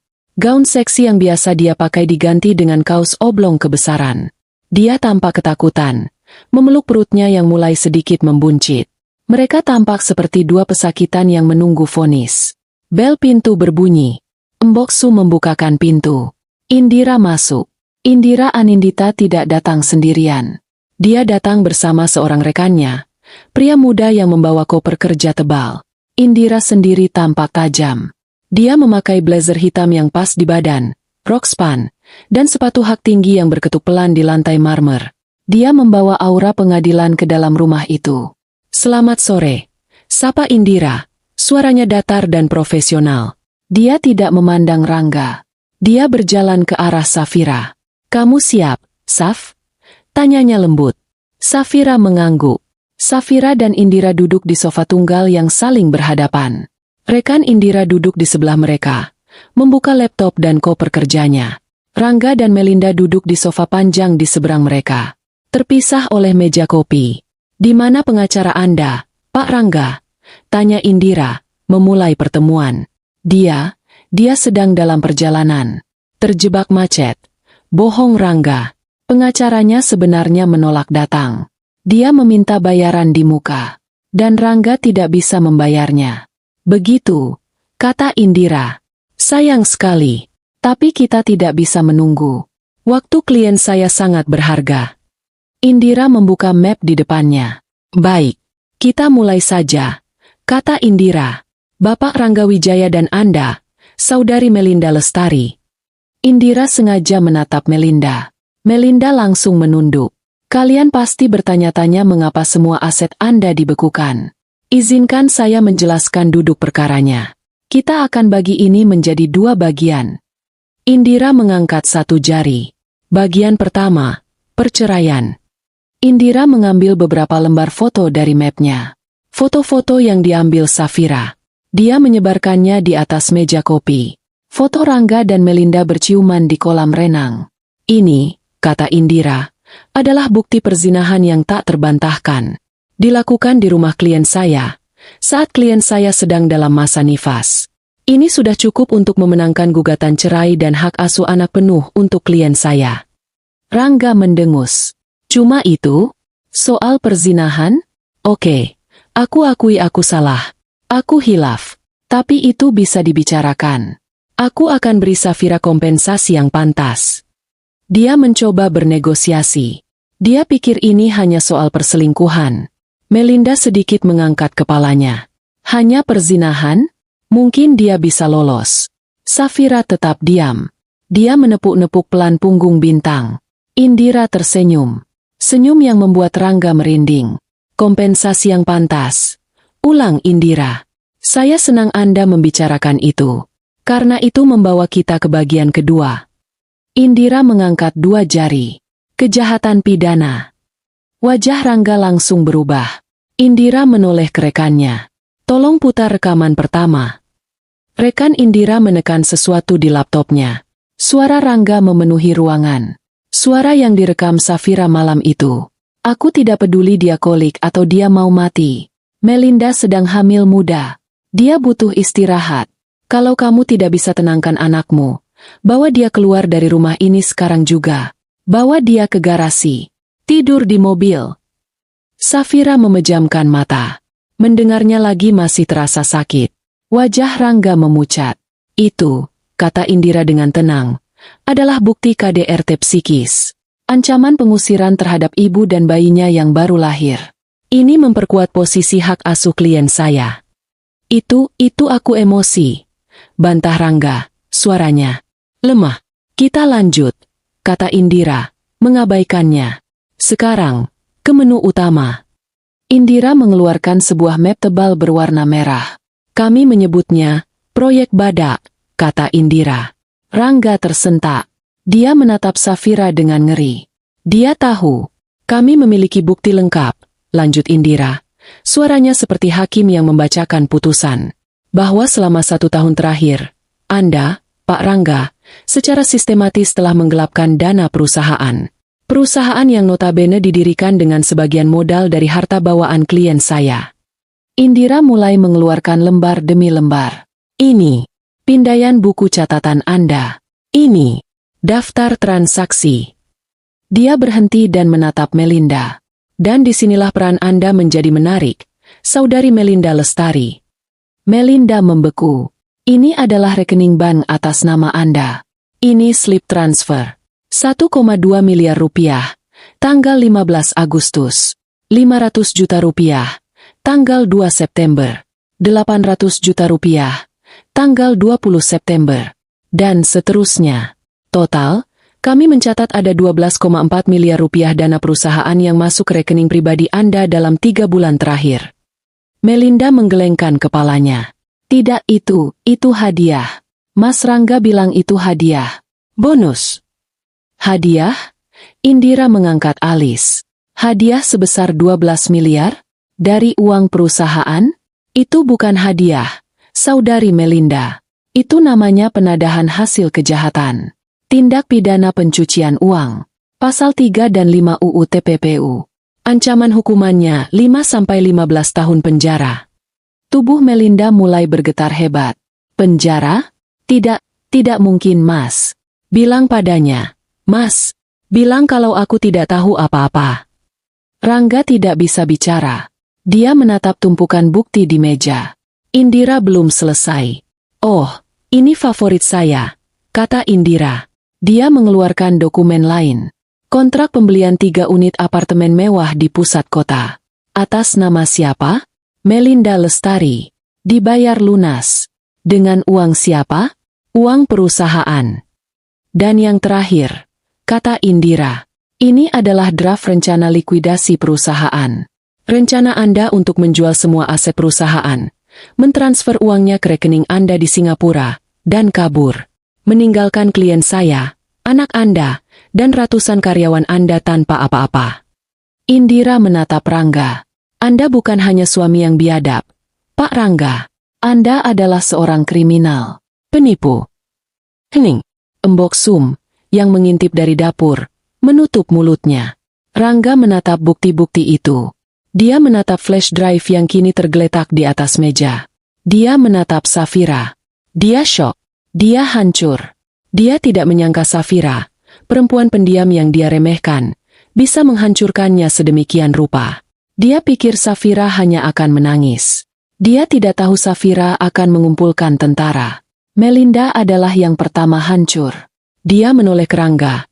Matanya liar penuh ketakutan. Kamu menjebakku. Pekiknya. Diam, Mel. Aku tidak mau diam, jerit Melinda. Kamu bilang ini aman. Kamu bilang ini uangmu. Kamu membohongiku. Kamu menggunakan aku untuk menyimpan uang harammu. Kamu jahat, Rangga. Kamu menjerumuskan aku. Aku hamil. Aku tidak mau dipenjara. Melinda bangkit. Dia tidak lagi membela Rangga. Dia membela dirinya sendiri. Dia menatap Indira dan Safira. Ibu, Bu pengacara, saya tidak tahu apa-apa. Saya bersumpah. Dia yang mengatur semuanya. Saya hanya disuruh tanda tangan. Saya mau jadi saksi. Saya akan bantu ibu. Saya akan bantu penjarakan dia. Tapi tolong bebaskan saya.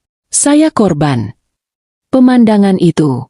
Pemandangan di mana gundik yang arogan itu kini menangis, memohon, dan mengkhianati suaminya di depan matanya. Rangga menatap Melinda dengan pandangan kosong. Sekutu terakhirnya telah berbalik melawannya. Dia sendirian. Dia kalah total. Konfrontasi itu berakhir bahkan sebelum Rangga sempat membela diri. Safira, yang sedari tadi dia menimang anaknya, akhirnya menatap Rangga. Matanya tidak menunjukkan kemarahan, tidak juga kebencian. Hanya tatapan kosong yang dingin. Sudah selesai, Mas, bisik Safira. Dan Rangga tahu, hidupnya memang sudah selesai. Ruang tamu itu terasa sesak oleh keheningan yang pecah. Satu-satunya suara adalah isak tangis Melinda yang kini terduduk di lantai, putus asa, dan napas Rangga yang terdengar berat dan putus-putus. Rangga menatap tumpukan kertas di atas meja. Bukti kehancurannya. Lalu dia menatap Safira. Wanita yang dia buang, yang dia hina, kini duduk tegak di seberangnya, memegang nasibnya di telapak tangannya. Saf. Rangga akhirnya bicara. Suaranya serak. Safira, aku minta maaf. Itu adalah kata yang tidak pernah Safira kira akan dia dengar. Aku tahu aku salah. Aku dibutakan oleh ambisi. Oleh dia. Rangga menunjuk Melinda dengan dagunya, penuh kebencian. Dia meracuniku. Saf. Aku? Pekik Melinda. Bajingan kamu. Rangga. Kamu yang merayuku. Kamu yang menjanjikanku dunia. Diam kalian berdua. Suara Indira memotong pertengkaran mereka. Nadanya setajam pisau. Sudah terlambat untuk saling menyalahkan. Rangga kembali menatap Safira. Dia mengabaikan Indira. Dia tahu, pengacara itu hanya menjalankan tugas. Keputusan akhir ada di tangan istrinya. Saf, tolong jangan lakukan ini. Mohonnya. Nadanya berubah total. Arogansi itu lenyap. Digantikan oleh kepanikan yang menyedihkan. Pikirkan nama baik keluarga kita. Pikirkan Bintang. Apa kata orang nanti kalau ayahnya? Kalau ayahnya di penjara? Safira menatap Rangga. Lama. Dia akhirnya bicara. Suaranya pelan, tapi terdengar jelas di seluruh ruangan. Nama baik? Katanya. Di mana nama baikmu saat kamu membawa perempuan itu ke kamar kita? Mas? Di malam aku pulang dari rumah sakit. Rangga tersentak.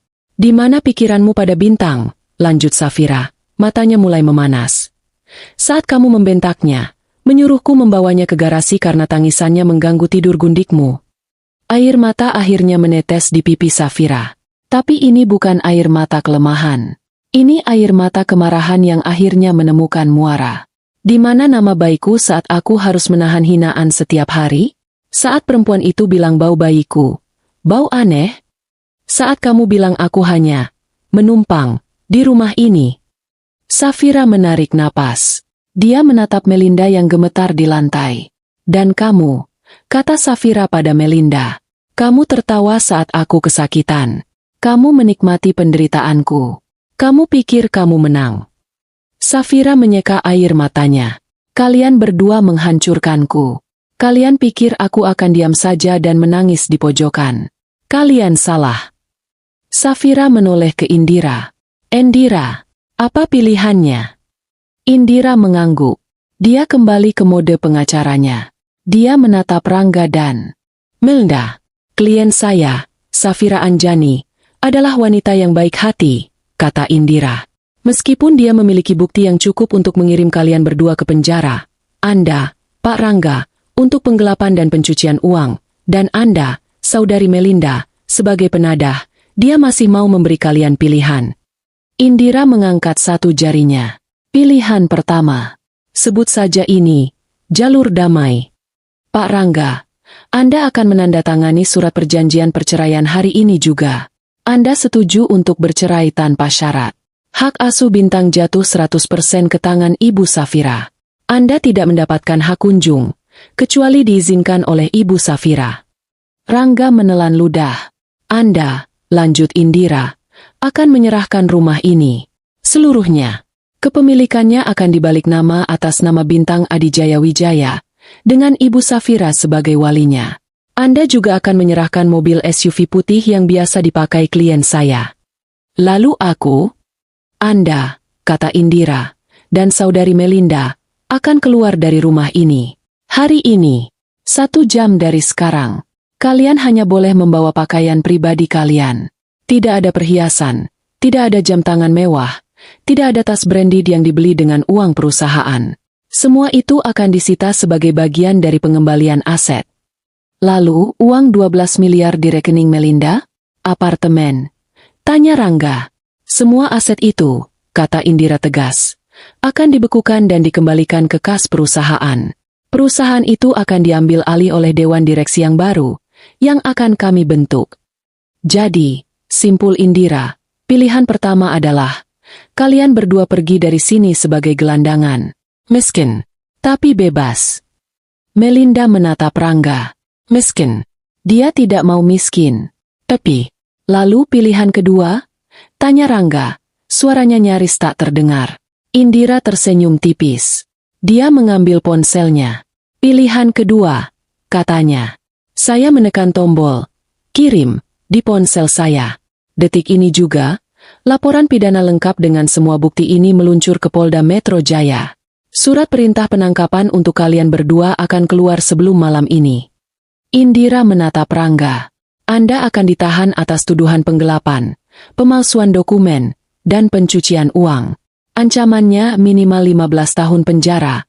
Pak Rangga, Anda tidak akan bisa menyuap siapapun, karena rekening Anda sudah kosong. Lalu, Indira menoleh ke Melinda. Tatapannya melembut, tapi mematikan. Dan Anda, Saudari Melinda, katanya, Anda akan ditahan sebagai penadah. Kaki tangan. Mengingat kondisi Anda yang sedang hamil, mungkin Anda akan ditempatkan di sel khusus. Tapi Anda akan tetap ditahan. Indira berhenti sejenak, membiarkan kata-kata itu meresap. Anak Anda, katanya pelan, akan lahir di dalam penjara. Kalimat itu adalah paku terakhir. Tidak. Melinda menjerit. Jeritan yang bukan lagi akting. Jeritan teror murni. Aku tidak mau. Aku tidak mau anakku lahir di penjara. Aku tidak mau.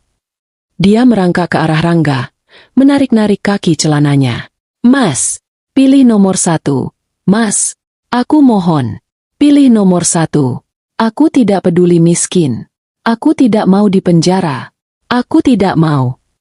Rangga menatap perempuan yang menangis di kakinya. Perempuan yang menjadi penyebab kehancurannya. Dia menatap Safira, yang menatapnya dengan dingin, menunggu keputusan. Dia menatap Indira, yang jarinya sudah bersiap di atas layar ponsel. Penjara. Reputasinya hancur. Namanya hancur. Hidupnya hancur. Dia akan keluar dari penjara sebagai pria tua bangkrut. Atau, dia pergi sekarang. Dia memang bangkrut. Tapi dia bebas. Dia masih punya kesehatan. Dia bisa memulai lagi. Dari nol. Di tempat lain. Ini bukan pilihan. Ini adalah penyerahan tanpa syarat. Rangga menundukkan kepalanya. Egonya yang setinggi langit itu akhirnya patah berkeping-keping. Aku pilih. Bisiknya. Suaranya pecah. Aku pilih nomor 1. Melinda terisak lega. Wajahnya terbenam di lantai. Indira mengangguk. Keputusan yang bijak. Dia tidak membuang waktu. Dia membuka kopernya. Rekannya mengeluarkan setumpuk dokumen yang sudah disiapkan. Ini, kata Indira, meletakkannya di meja. Surat perjanjian perceraian. Surat pernyataan pelepasan hak asuh. Surat hibah rumah atas nama Bintang. Surat pengakuan utang perusahaan. Dan surat pernyataan dari Anda, Saudari Melinda, bahwa Anda tidak memiliki ikatan pernikahan sah dengan Pak Rangga dan tidak akan menuntut harta apapun. Tanda tangani. Perintah Indira. Semuanya. Sekarang. Di atas meterai. Rangga mengambil pulpen yang disodorkan. Tangannya bergetar hebat. Dia tidak membaca isinya. Dia tahu itu tidak ada gunanya. Dia menandatangani kehancurannya. Lembar demi lembar. Dia mencoret namanya sendiri dari kehidupannya yang mewah. Lalu, pulpen itu diberikan pada Melinda. Aku.